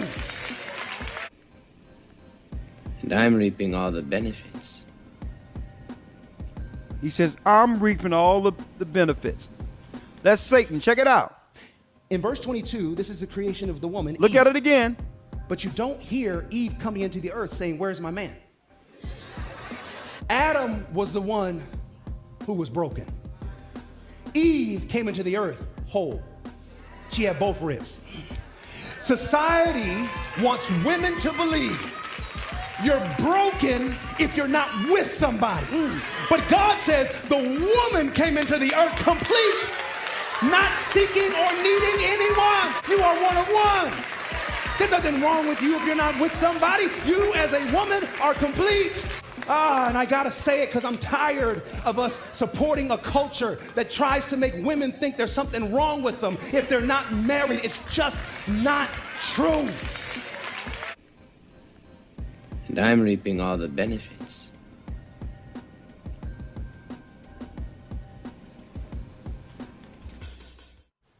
In verse 22, this is the And Satan is reaping, brothers and sisters, all the benefits. What is he doing with that book in his hand? Now you see who's out there messing our people up, folks. I wonder how many of the apologetics are going to come against this guy out there, lying to our women. A hot mess. Well, let's open it up. 515-605-9327. The silent war against the people. Let's open up the lines.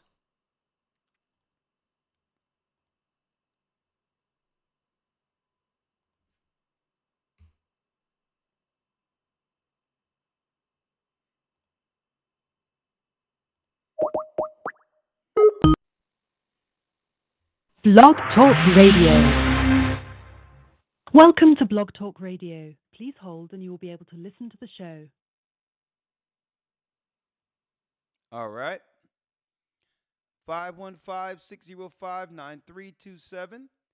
We've already touched on Maui and some of the plans that are being discussed this coming September concerning the new technological integrations right after the fire. Conveniently, a fire has taken place there right before a meeting is coming. And at the same time, all these billionaires are buying all of this land, allegedly, as a model system for Honolulu, a model city that will soon be copied by other countries, allegedly.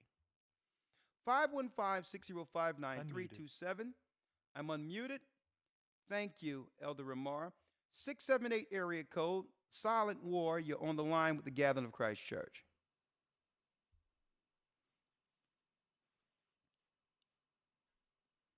678 area code. Yes. How you doing? How can I help Hello. you? How can I help you? How you doing, Elder? I'm How you blessed. doing? I'd like to make a comment. Sure. Well, you talked about a few things. I wanted to comment about the topic when you talked about the Maui situation, about the fires, and then you talked about this last preacher that you showed. Yeah. And I was looking at that, and I said, I gotta agree with you on that. It's people like that taking this book and just using it for all different kind of ways, confusing the people. I mean, he was really turning women against men. I mean, I listened to the messages when you be speaking about the things that the man and the woman should do to work together, the way under God's, commandment and laws to do it. And I know you're trying to be respectful about it, but I appreciate it when you just tell it just like it is, because that's what people need to know in these times. And I can appreciate what you're doing, the way you're doing it, the way you're saying it. It just comes out the right way, And Yeah. But that preacher, that guy there, I mean, he was actually turning men against the women. I was thinking about some of the things when you were talking about, like the Jezebel and the Lilith, and I was listening to a few of the other messages that you had, and how them women have attitudes against men to destroy the men and these type of things. That's kind of what he was doing, just in a different kind of way. And, I caught that. I said, well, thank goodness that the Elder can break it down for us and, help us understand these things. And that's really all I wanted to say. I didn't want to tap the line. I just wanted to say I appreciate what you're doing and the way you're doing it. Thank you, brother. I really appreciate it. And may the Most High bless you. Thank you, my brother. I appreciate him. Place Yes, you on sir. hold. Thank Yeah. Yes, sir. Yeah, because unfortunately, what's unfortunate in all of this, brothers and sisters, what's unfortunate here is that the majority of those sisters trust that this pastor believe or is teaching from the book he's holding in his hands. That's the deceptive part about this. You're going to have women go out after that sermon and repeat what their pastor said because they really haven't read the Bible themselves, and it's unfortunate. It's unfortunate. You understand? Because now, women out there who need a man in a time where the armies and all that is coming has been convinced by preachers like this that, what? They don't need a man. And that ideology in of itself benefits who? The system. Because women are the greatest consumers. They're the purchasers. They decide what is purchased in a home normally. So if you can separate the woman from the man, then you control what? The wallet. You control the purse strings of that house. So if you want to keep an economy going, you must lie to the women. And it's one thing, I understand why the consumers do it, why the corporation does it, but the preacher has a responsibility. He's just up here just straight lying. And I'm going to tell you, brothers and sisters, this brother right here know that he's lying. So this is a calculated evil in this man. He know in that same book there's nothing where the woman was complete already. The woman had 2 ribs. Adam only had 1. Well, what are you talking about, brother? Adam lost a rib for his wife. She came from him. That doesn't make him less than what the woman is. She should appreciate that without Adam, she would not exist. What are you talking about? But that's how far church have fallen from the word of God. And it's people like this that make it where others out there who who would normally give the Bible an ear, it's guys like this why so many people, men in particular, are turned off from the Bible because they haven't read it, and they believe what this guy is saying is actually in the book. Listen to this foolishness. Creation of the woman, Eve. But you don't hear Eve coming into the earth saying, "Where's my man?" Adam was the one who was broken. Eve came into the earth whole. She had both ribs. Society wants women to believe you're broken if you're not with somebody. But God says the woman came into the earth complete. It's a shame. It's a shame. Cora, you're live. Shalom, Elder. How are you this evening? Yeah, I'm blessed. I figured you were going to touch on Hawaii this evening. I listened to Alex Jones earlier today, and he was talking about the starting of the fires.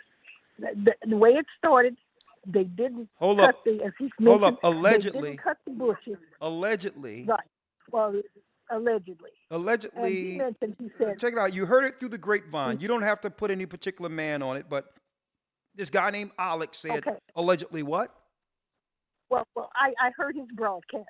He made mention of the fact that the brush was not cut, that the winds were blowing trees. Trees would knock down power lines. When they knock down power lines, they're going to hit the dry brush because it was dry there. And on top of that, they cut off the water. I guess when he said they cut off the water, I don't know if he meant the water in people's homes or if he's talking about the water in the fire hydrants or whatever. But he said they cut off the water, and then they blocked the roads. People couldn't get off the roads to get to the airport. I know some people just went out and stood in the ocean to avoid the fire to save their lives and so forth and like that. And my first thought was like, oh, this is on the island of, it's in Hawaii. That's where our brothers Nepali live, So I figured it was, I think this is another attack it's gone from black people it's gone from Judah, Benjamin, and Levi to Naphtali now. Yeah, Naphtali is under attack, yeah. Right. All of us are on the tribe, and, they're attacking first this tribe and then that tribe and so whatever and so forth. But now I have one question. I was talking with a friend, a sister of a friend. Now, the friend that I had, she came into the truth and she embraced it right away when I turned her on to your videos and told her who we really were. But now it's her sister that's the problem. And I was talking with her sister today because I was trying to ask her, it was basically yesterday, because I called her. She's a flight attendant, and she quite often flies into Hawaii. I hadn't talked to her for a few days. I was trying to find out if she had a trip to Hawaii and if she was over there where the fires were, and I was called her sister.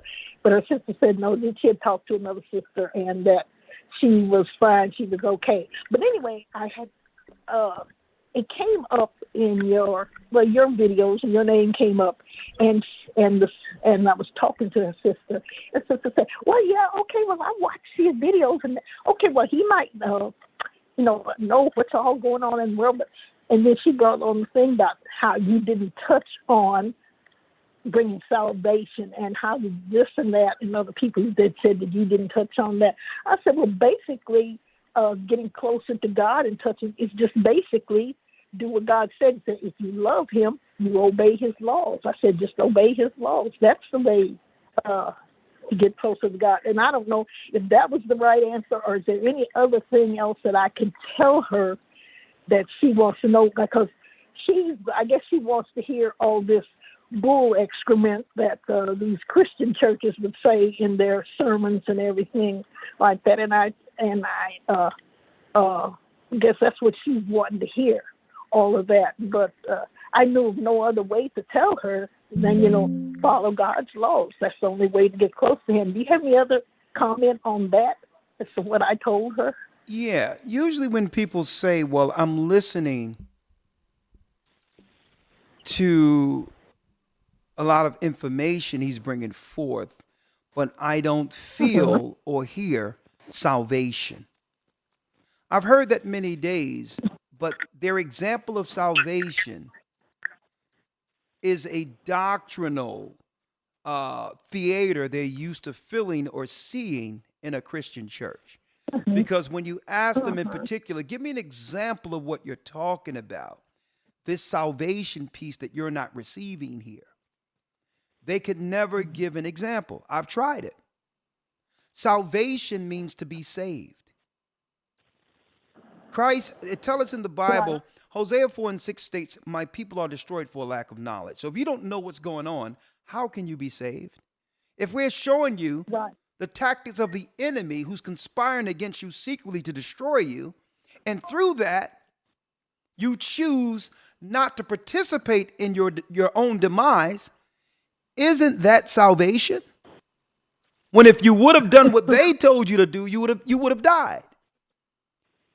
So I think that what they're looking for is that brand of delivery they're used to in the Christian church.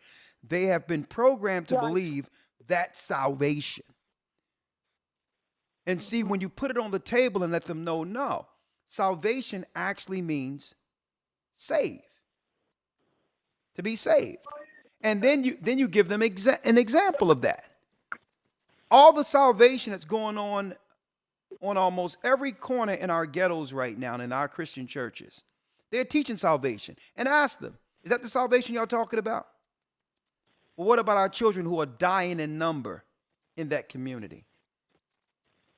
So what good is that brand if our children and family don't stay together and we aren't getting saved from the enemy in our communities? So what you have to break down is the word salvation means to be saved. If the preachers were really teaching salvation, then more of our people would live in the community. There wouldn't be black on black crime. There wouldn't be people killing each other, separated families. So there is no salvation getting taught in our communities. They've been programmed to have a warped understanding of what salvation means. It's more so a feeling for them. I don't feel you preaching like I'm used to. Your delivery isn't what I've come accustomed to understand as salvation. Mm-hmm. Now, there's another thing I wanted to pull out. Right? Okay. Let me get this for you.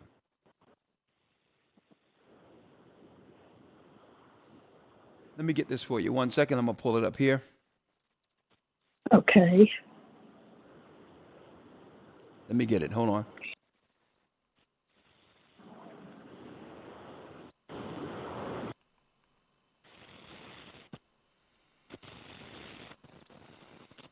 And I need you to listen to this real quick, sister. And you can pull this scripture out for her when you get the opportunity. Okay. And this is Christ. And you always use Christ's teachings to answer questions like that when they say, well, I looked at his videos and I didn't see salvation. Well, Christ told this woman, this Samaritan woman, who was worshiping incorrectly here. Yeshua said unto her, woman, believe me, the hour cometh when ye shall neither in this mountain nor yet at Jerusalem worship the Father. Ye worship, you know not what we worship, for salvation is of the Jews. Which means it was the Israelites under Christ bringing salvation, the true salvation for the world. So she don't know what she's worshiping, your friend, as this Samaritan woman thought that her worship was right. So she has a warped understanding of what salvation means according to Christ. Salvation is of us. When I'm teaching the word according to prophecy, that's salvation. She just have to be what? Oh, okay. She have to be retaught. She have to learn again. She won't be hooping and hollering like that guy I just showed you on the screen out of his mind, misrepresenting the book. She would look at that and say, now that's salvation. Mm-hmm. But she worship and know not what. So it's not her fault. What she's looking for, she'll never get. if she's expecting anything that she's become accustomed to learning in the church. But if she wants truth, if she keep listening, she'll receive it. She'll receive true salvation. Okay. Okay? Okay. Okay, great. I can bring it. That's a good idea. I can bring that point right to her next time I talk to her. Yes. Because make sure you ask her, give me an example of this salvation you're talking about that you haven't received. And I already know how it's going to go. She's not going to be able to give an example because it's more an emotion. She don't feel what she's used to feel. Like I'm not triggering her emotions like in the church. Right. I'm not triggering those like in the, and pandering to her emotions. In the exactly. Church. That's salvation for them. Mm-hmm. Okay. Salvation is what the preacher would do, and then say, "Come on in here," like the government say, and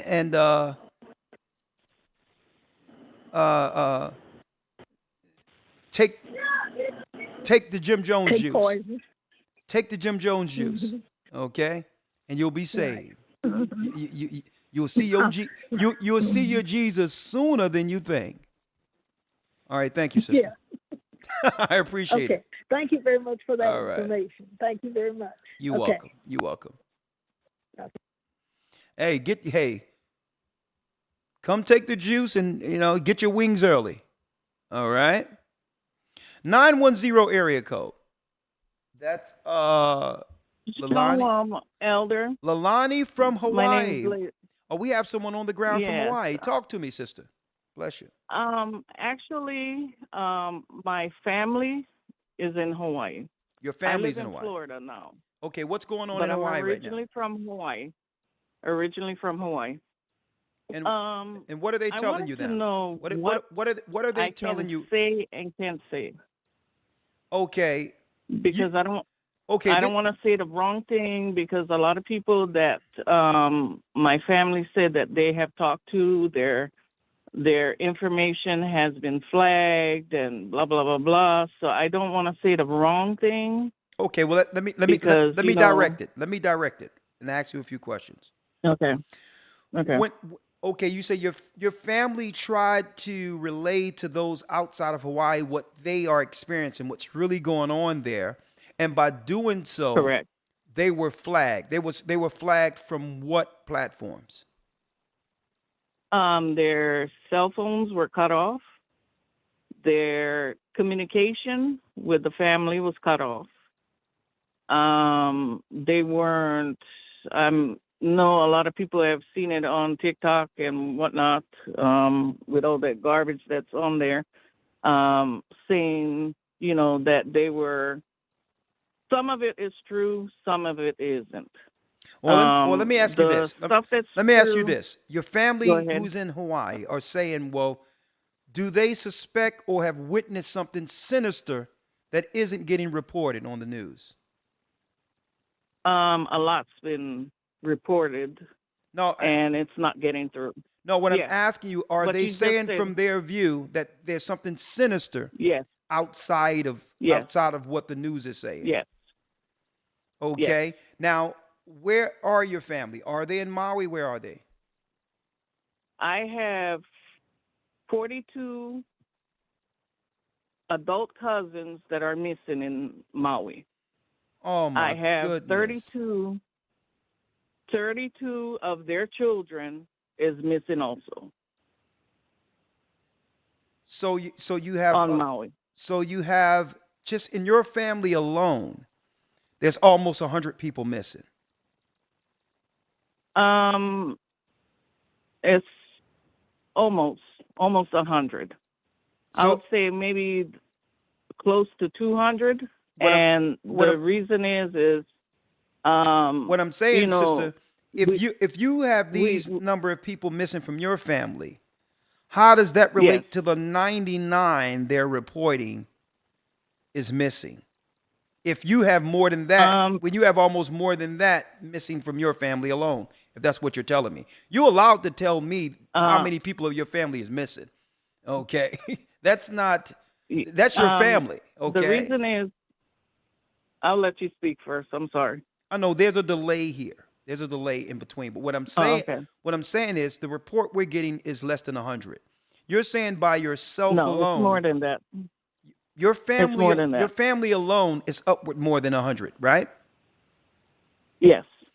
So what do you think they're doing over there? What do your what better yet, They're what are your family telling you they're doing over there? okay. My cousin that lives on the island of Kauai Yeah. has reported to me, which, I mean, if I go in the whole genealogical, it'll be confusing, but reported to me that the media is not reporting how much exactly. They're giving a rough estimate because they don't want a particular group that went in there to bring cadaver dogs to assert the place. To bring the what? And cadaver dogs, I'm sorry, my accent, cadaver dogs in to count the amount of body counts.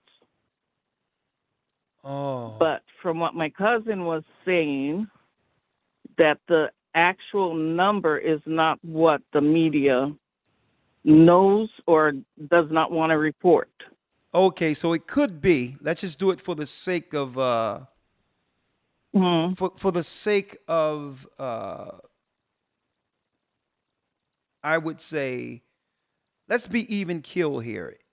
Like let's just say okay, maybe from their perspective those counts haven't been put in yet, that they haven't actually put out the actual count because a lot of things haven't have been solidified as far as the identifying people and all the other processes. Let's just say that there's a process that they probably didn't take yet, but based on what your family is saying, that they're not getting the numbers correctly because there's more people dead that your family are dead, not dead, but missing that haven't been that haven't been found yet, right? Yes. That's number one. That's good. Go. When I'm saying that's good, I want to put it that way so that we're not being accusatory. Okay. Because really, you can't say someone is dead that's missing. Mm-hmm. You can suspect that something is happening there. 300 people we haven't heard from in days. They've blocked off. They've blocked the roads for whatever reason, but there's a possibility, and I hope that these people are still living. Right? Yeah. All right. So, another thing, I've had family members that are in the National Guard went looking for family members, and the location where they supposed to have been is burnt to the ground. So then we have to ask. Then there's other questions that usually we must ask, right? Mm-hmm. Like in the midst of what that event that happened over there in Haiti, there was reports on the ground. Mm-hmm. You know, the Clinton Foundations and the others were there, and there was reports on the ground that during the time of the earthquake, it was reported that a lot of children were being escorted by these groups separate from their parents and never to be heard from again. That was something that was happening under the guise of the earthquake. That in the midst of these things, people go missing, and those missing usually get unreported. Another thing too is we know for a fact that what we call the keikis, which is the little kids, were at home because they were shuttled home from school because of the high winds, what they call trade winds. My voice is a little shaky because I'm a little upset, but I'm sorry about that. I'll pray that I pray that your family is found and they make it through this. But go on. But the reason why I know the process of that because I've been there. Okay. And the process of that, when the winds are trade winds, if anybody in Hawaii know, trade winds do not get up more than 35 to 55 in wind gusts. Okay. They reported it was the hurricane out in the ocean that caused all this. That was the hearsay. That's what's on the internet. Now, what my family has said that works with somewhat the government, somewhat the police, somewhat, they all have jobs there. Everything is surrounded by water. I was known as a kid that the weather alarm systems that they have there, for a fact, would go off every first of the month as a test to prove that the machine is working properly. Okay. And I also was notified by my family that certain type of utilities were shut off. And that's fact. Okay, so this was out of the ordinary for those who are used to emergency scenarios like this. This was something else that even they pinpointed was some level of with some level of skepticism. That hold up, this is different. Yeah. This isn't what we're used to living here all these years. My family been living here. Usually in an emergency, certain horns go off that warns us to do this, that, and the other. Correct. So nothing worked like your family were used to working Correct. in the event of a disaster. And don't forget, Hawaii, sister, is an actual military-based type of place. It's strategic for America in of itself. And when you look at Pearl Harbor and all these things, Hawaii always had a strategic political play between this side of the Pacific and that side of the Pacific, right? But before you go, and I'm gonna let you have the last word. Maybe Oprah can give us some insight to what's going on there. It says here, if you can trust this woman, Oprah Winfrey buys another 870 acres of land, coincidentally in Hawaii, as of March 7th, 2023. And don't forget, this was the same woman who wanted to help our sisters in schools in Africa, saying they get into school for young girls who are underprivileged, only to have what? Only to have a scandal where there was reports of some loose hands amongst some of the elite, as if this school was a key component when it comes to, the elite and young girls, and using her as a front person for that. And eventually the story went away that these girls were reporting some uncomely sexual behavior that was going on with adults. Let me put it that way. And Oprah Winfrey she was under that scandal and it went away. Now, March 7th, here we go again. 870 acres of land, and you would never guess, sister, who's there to help the poor, underprivileged people who are suffering a disaster in Hawaii. You would never guess. Oprah tells HNN she'll be with the Maui recovery efforts for the long haul. This is the woman who also introduced the Hawaiian Barack Obama to the world too.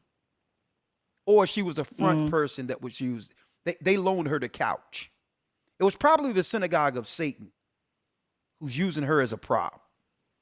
So, she got 870 acres, and now they have her there saying that she's going to be there through the thick and thin to make sure Hawaii is built back right. And isn't Oprah from Chicago? Yes. Yeah. So all that money that she has, living in the midst of getting public acclaim from the midst of Chirac. None of that money could go towards sisters who needed school in Chicago. Why didn't she put any money to stop the gangs and actually develop job opportunities for her people in Chicago who would have probably been better off than shooting each other, surviving for the little change our people are fighting to divide in the cities through the drug game. But here she is. I agree. The same woman that didn't help Chicago is in Maui. Now, only thing I need to do now is it won't be too long before we hear of the Clintons probably and the Obamas coming out behind her to help the rebuild efforts. Keep your eyes on this, folks, because this might be what? This might be a playbook for what they'll do within a few cities soon. It might not be a fire, but if there's a disaster, they'll already have the model to build back better. New World Order, anyone? Sister, you have the last word. And again, we're going to put out a prayer that your family make it through this and, and that your family, all of them are found unharmed. And we'll make sure, I'm going to ask the members out there, people out there, make sure you pray for the sister's family because something isn't right over in Hawaii. And I pray for my brothers and sisters that are in the military that are out there. That's a serious military base. And the brothers and on top of that, my Naphtali brothers and sisters over there, we pray. We know they're looking to destroy you over there too. We pray for your safety throughout all of this. Someone says Oprah is from Mississippi. Okay. No, I'm talking about, I think her broadcast was live from Chicago though. But wherever she's from, why didn't she do a school for our people in Mississippi then? Why didn't she's a multi-billionaire, right? Why isn't she creating opportunity for her own people? But go on, sister. It won't be too long before, like they do with all their toys. They'll use their toys until they can no longer use them, then they'll break them. So it won't be too long before we're hearing something soon. If she don't toe the line. True. But we all know it's the synagogue of Satan behind her. But go ahead. I'll hear what you have to say. You have the last word. As far as Miss Oprah, she has not 870 acres. She has 1,000. She has 1,000 acres. 1,000 acres. For what? Which is north of Lahaina. And she made a comment, and it's in the news feed somewhere. I've seen it on TikTok. Complaining, and I've heard from families that she was complaining about the view that Lahaina is taking up. Lahaina is historical. It's from the royal Alihis that founded the land. That was the first time that the Europeans' land was on Maui. The best There's also, if people are interested, they can look up Hawaiiana, which is our Hawaiian history. This is not the first time that our government has turned the people away. We had Hurricane Iniki hit us on Kauai, which is the island I'm from. We had no help for a total of 9 months. And they reported that the military came in and helped us. The military didn't come in until the 8th month. Well, the first few months, the local people were helping each other to rebuild. And these are facts. Well, let me do this, sister. Let me do this, sister, because I have to take more calls. Sorry. But I know you got other people. I'm sorry. I'll take down your phone number. I'll make sure I keep it here. Yes, sir. And what we'll do is I'll stay in contact with you, so that you can continually give us reports on what's going on with your family as they as they update you on a daily basis. Is that okay? Yes, sir. All right, And I have one more thing, and then I'll Sister, hang up. I really have to Another go, thing. sister. I kept you on for a while, but I'll give you all but 30 seconds. Okay, I'm sorry. But I appreciate the prayers and everything, and Tawada, and I pray that everybody else will be safe and never underestimate your surroundings. Thank you, sister. I appreciate it. All right. Bless Shalom. you. Shalom. And now I have someone that we can actually give some live reports if someone is found or her family members reach out, some of them who might be missing right now. And I pray that nothing is wrong with any of her family. I pray for their safety. I'll actually reach out to the sisters so that if anyone that's over there that's found, we can actually report that live from here. So, sister, just hold tight. We'll be waiting for your call. And we need to see whether or not who Oprah be hanging with. All right. Oprah and Melinda Gates on Sunday Soul, Super Soul Sunday. And she don't even believe in Christ. She always used this Sunday thing. Right? She used this Sunday thing to actually cloak herself as a quasi-Christian. And who was she sitting down with? Sunday, Oprah with author and philanthropist Melinda Gates, finding her values, the responsibility of wealth, and bettering the world. If we can stand up for what's right, the world... Oh, she's going to better the world. Let me see what children that's behind her. Bettering the world. Oh, look at this. She really want to help our children in Africa. But you have to have your what? You have to have your front piece to get to our people. Sunday, Oprah with author and philanthropist Melinda Gates, finding her values, the responsibility of wealth, and bettering the world. If we can stand up for what's right, the world will shine. Super Soul Sunday, 11 a.m. Super Soul Sunday, own. Yeah, let's talk with Oprah so we can help the underprivileged black children and give them all the health care they need. Okay. Nice and healthy Africans we want.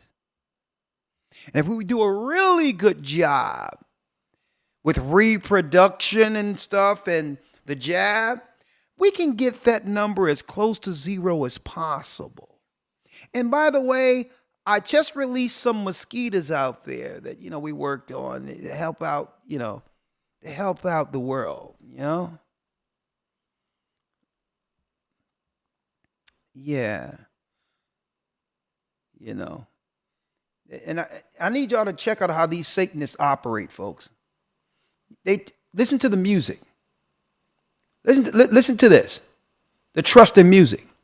Sunday, Oprah with author and philanthropist Melinda Gates, finding her values, the responsibility of wealth, and bettering the world. If we can stand up for what... Bettering the world, and there's some black people here. And bettering the world, helping the underprivileged. We're going to get you healthy, nice and healthy. Because we love Africans. We can stand up for what's... And Mammy's going to help us. Right, the world will shine. Super Soul Sunday, 11 a.m., 10 Central. Super Soul Sunday. And Mammy's going to help us. Uh-huh. Samuel has a comment and a question. Shalom, Elder. So they always come with the subtlety, huh?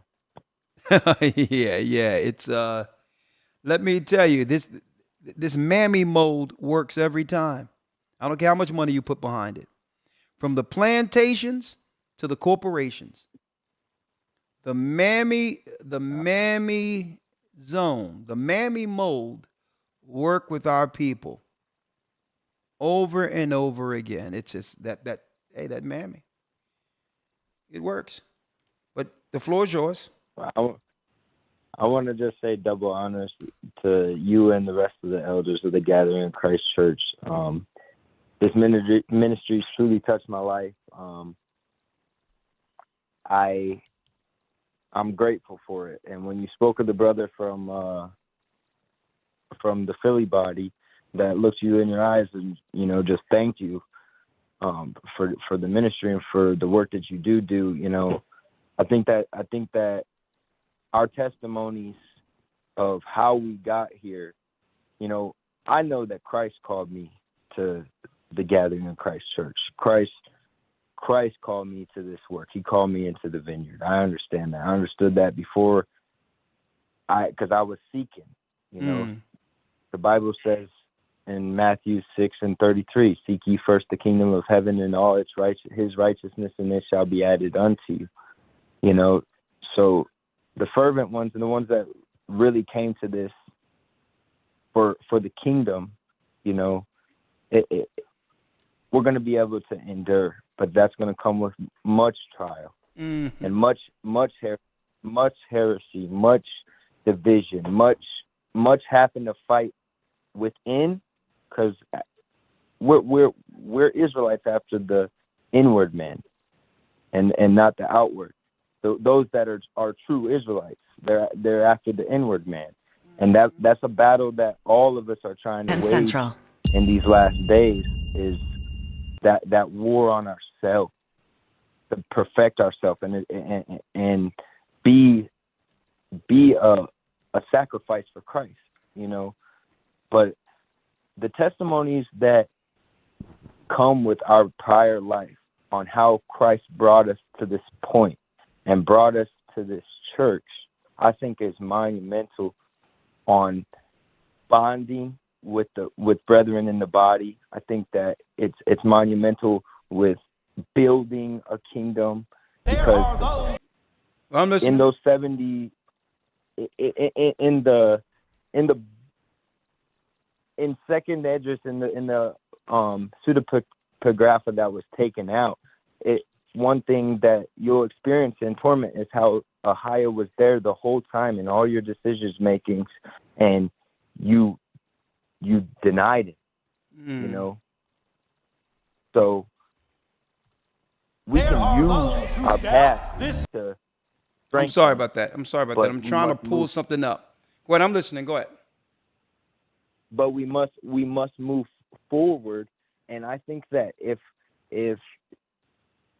you had another day or another broadcast that could just pull in some of the 10-year body members or some of the brothers and sisters that have been in the body for some time and get their perspective on how they got to this truth and how they got to this church and the battles that they've went through in the church and the battles that they're still going through to stay fervent on the calling that Christ called them to. I think that would strengthen the body, Elder. I think that the people on the outside looking in wouldn't have much to say in regards to that, because the proof is in the pudding with people's testimonies. Brother, we'll do the testimonies, but what I've learned, people are going to always have something to say. Right. And that's true. But I understand what you're saying. I understand what you're saying.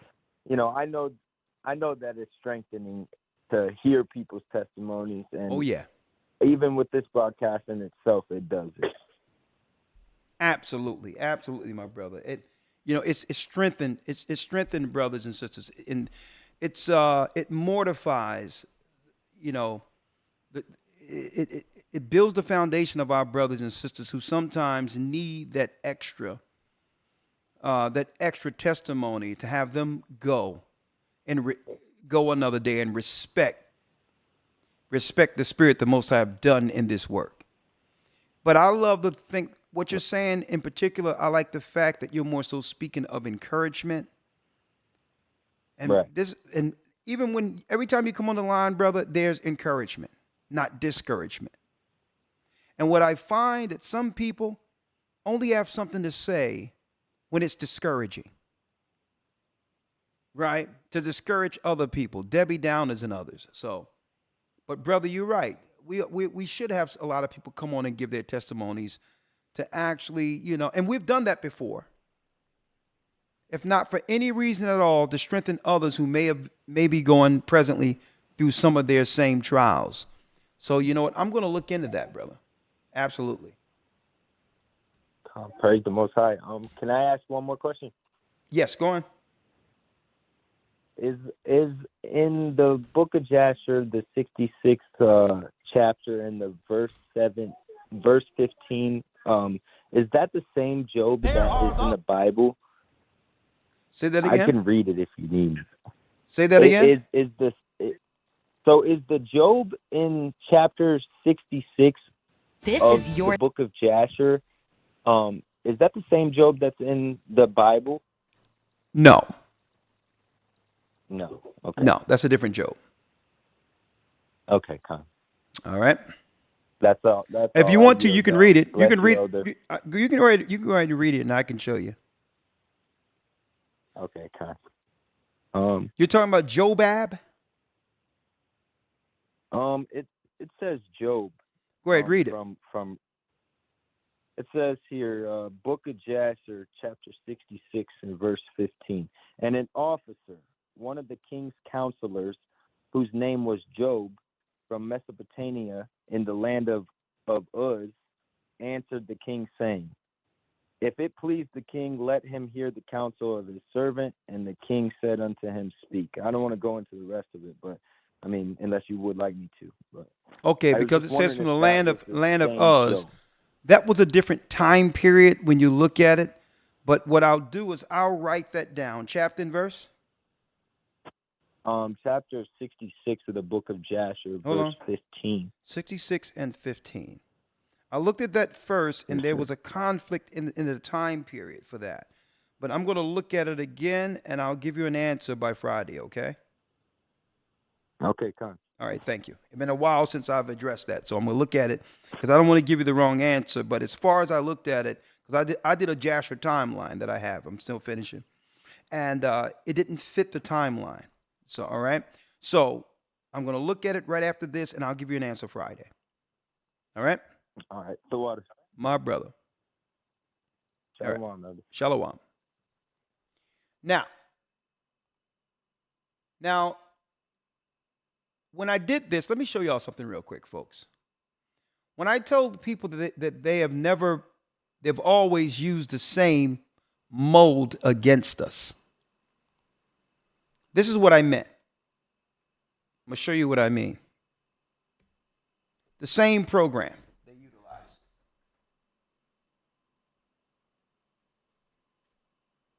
What I would like to call this is, and it works on our people, the mold.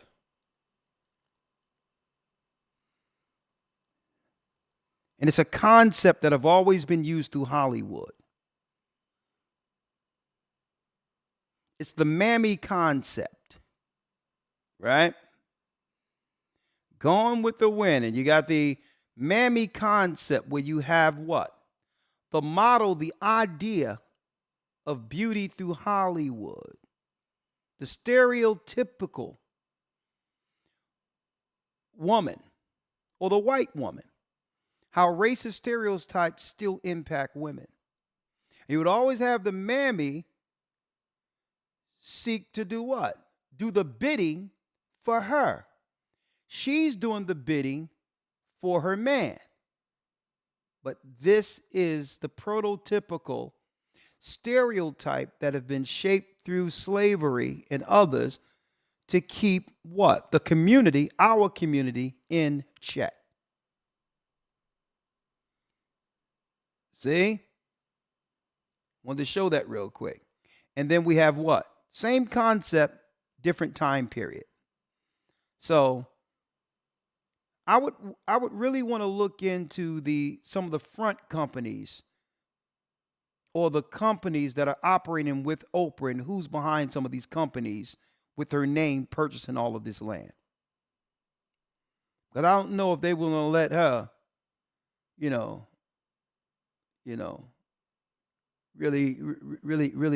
get it jumping off like that. But I'm going to show you the modern day concept, which is the same thing. As things change, they stay the same. Same thing. The world will shine right? Wanted to show you that. And we're going to go into some of those stereotypes for the women and the men to see how they have typecast us into a destructive mindset, a perpetual will of degradation, using the same concept since slavery. I'm going to go into that probably next Wednesday. And the mammy typecast mold works more so than anything else.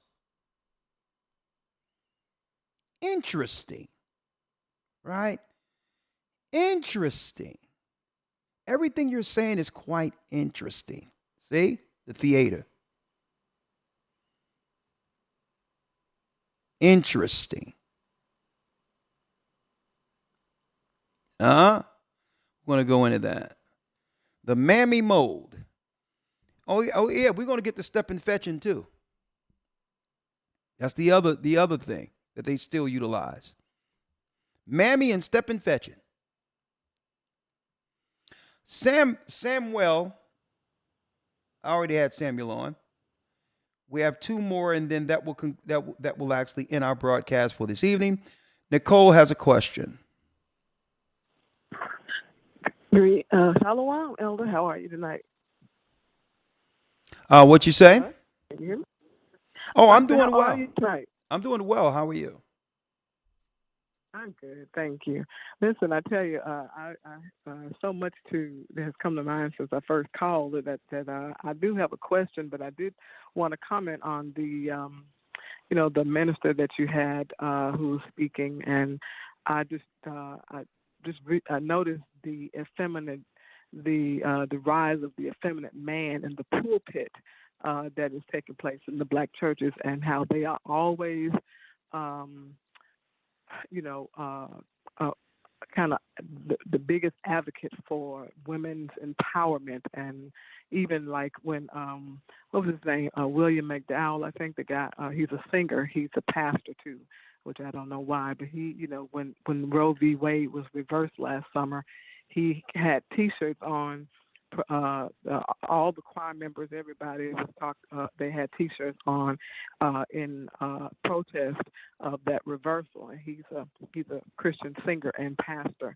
I didn't know he was a pastor though, but I'm just telling you to see the rise of the effeminate man, because I know that we've had a generation of men who have been raised by the black feminist woman, and we're seeing the result of that. But it's funny because it's really proving out how we become what we see. The image of the Caesar Borgia Christ is really coming to full manifestation in the church, because everything that he was, the church has become, and that is effeminate, and that is, he was also a mobster. He was a criminal, a mass murderer. He was in incest with his sister Lucretia, and he was, he has at least 11 illegitimate kids, and all of those are all, characteristics of what we see in the church. And so it's just funny how you can just pull up sermon after sermon on YouTube or whatever and see this push and advocacy for black feminism in the church. And I know, the reasons behind that, but it's I know it's prophecy fulfilled. But churches just become just TED Talks and entertainment venues now. Everybody got the big screens now since the pandemic. The little LED screens in the background for all of the visual effects and the special lighting. All these things are taking place, and they look like this little small TED Talks now, motivational speakers. That's it. Let me ask you this, sister. Let me ask you this, because this is what I'm curious about, right? When I was growing up, at least the church was it benefited the community, because what? There was more even though there was always more women and men than church. The disparity weren't so grave like we see today between men and women in a church. Usually, a woman was in the church because you was going to find a man eventually that you could marry. But I'm curious to Right. know from Even your if it was the standpoint as a woman, from your viewpoint, if the church is filled with nothing but women, are they going there to actually find a husband anymore, or it's just a hangout for women? Because the men aren't there. Well, I think women have so many women have resolved that they're not going to get married. I have a daughter-in-law now who said that she really, she was at the time when she met my son, she was getting her master's degree, and when we talked one day, she said she just really didn't think that she would ever was going to get married. So I think a lot of women have resolved that they're going to be alone, and it's just a place. Church is not a place for instruction anymore. It's a place for inspiration, and you have some few euphoric moments that just kind of get you through. I guess a feel good moment just to get you through the week or get you through a few days. Okay. It's not at all a place where people want to be instructed or to be rebuked or to be and black women you can't there's no reproach. You cannot So it's more tell so them that they did something wrong. What you're saying is more so moral support others who are in the same circumstances as them, and it's them comforting one another more so than anything through that. Exactly. And but it is. And you have but women. I have to say this. It is a shame. It is a shame. Yeah. It is a shame. It is. I have a good husband, and I'm thankful for him. But I tell you, I would wish that all of the women that I know could have a good husband, just the experience of being taken care of.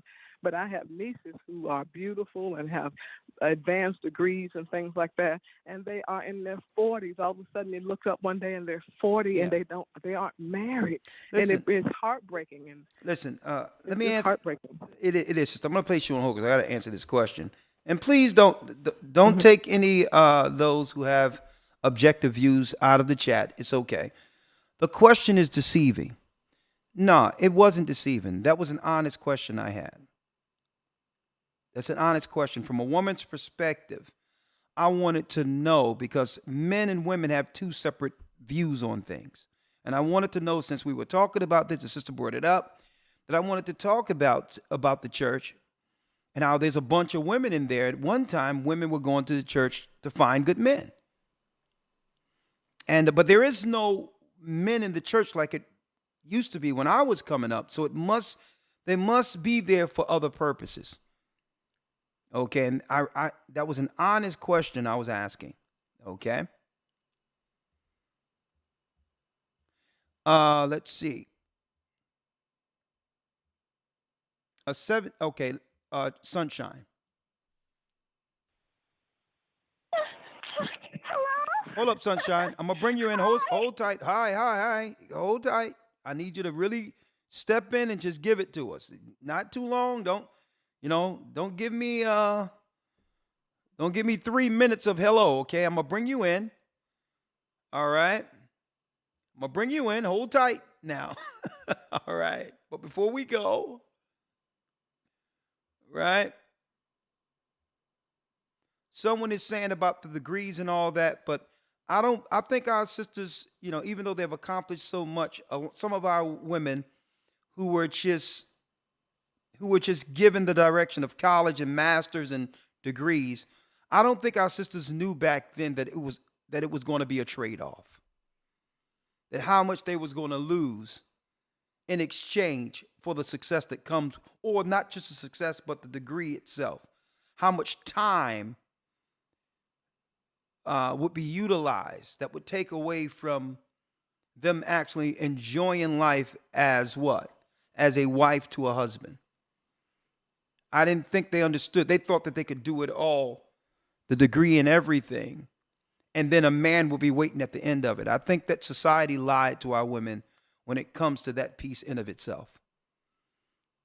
That the priority would be, let me get the degree and all that, and after I achieve this, that there's going to be a man at the end of it, not realizing that the prime time for a woman to actually get that husband and have children is the same time they actually sacrifice for school. And that's unfortunate. That piece is unfortunate.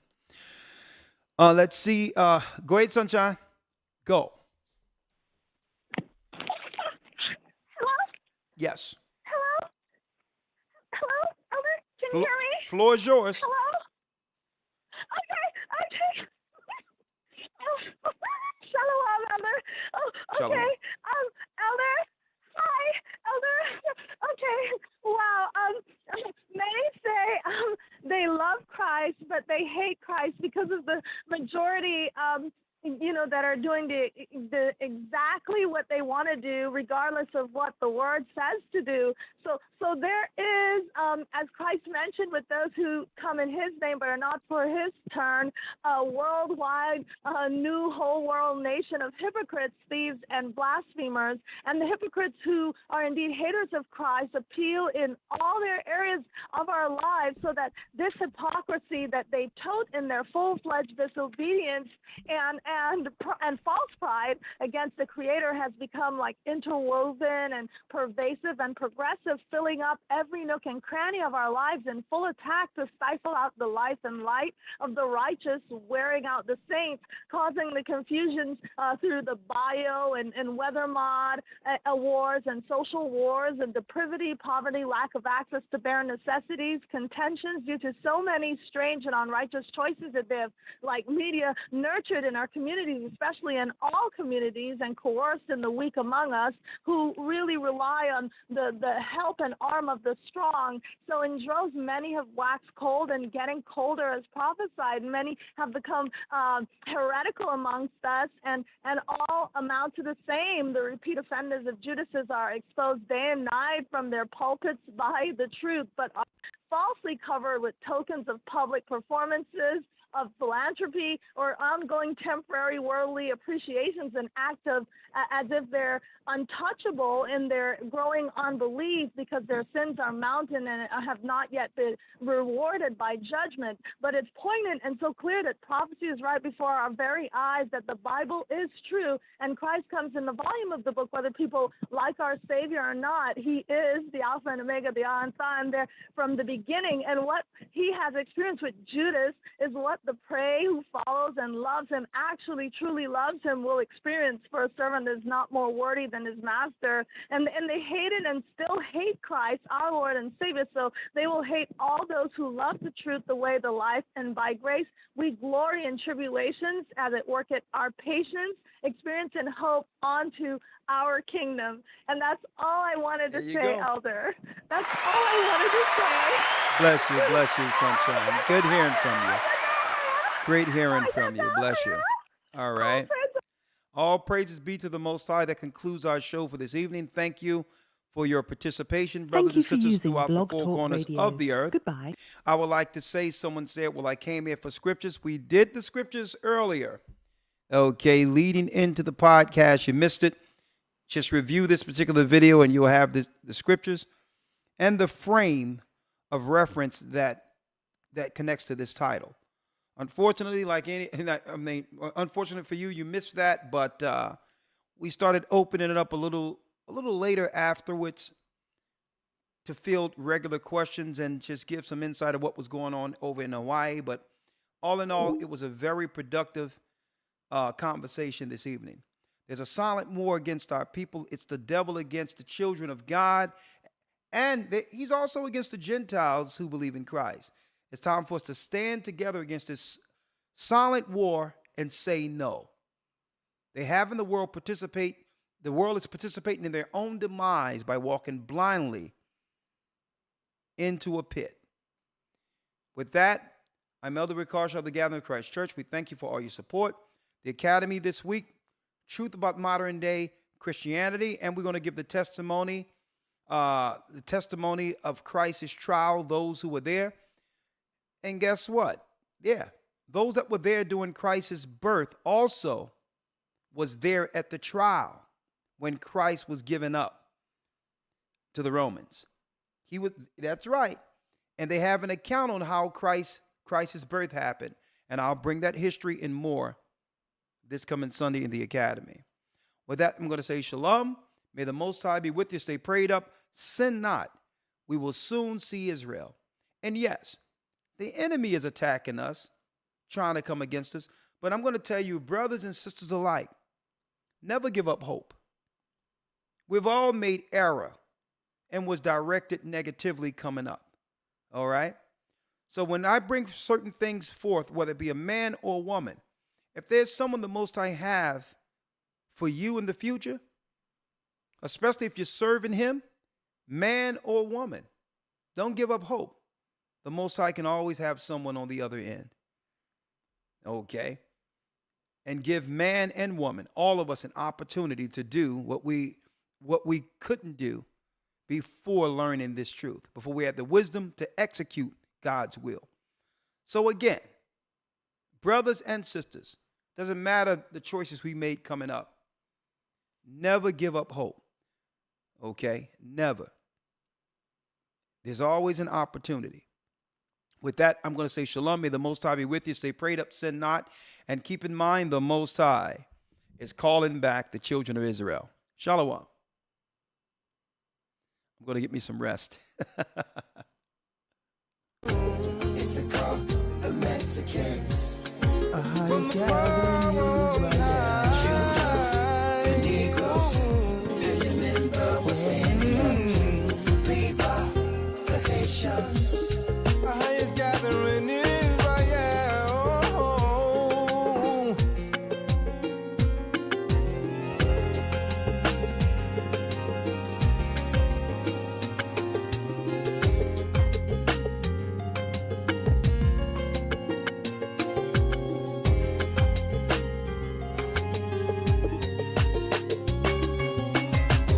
Asher in Colombia, Ruben from Australia.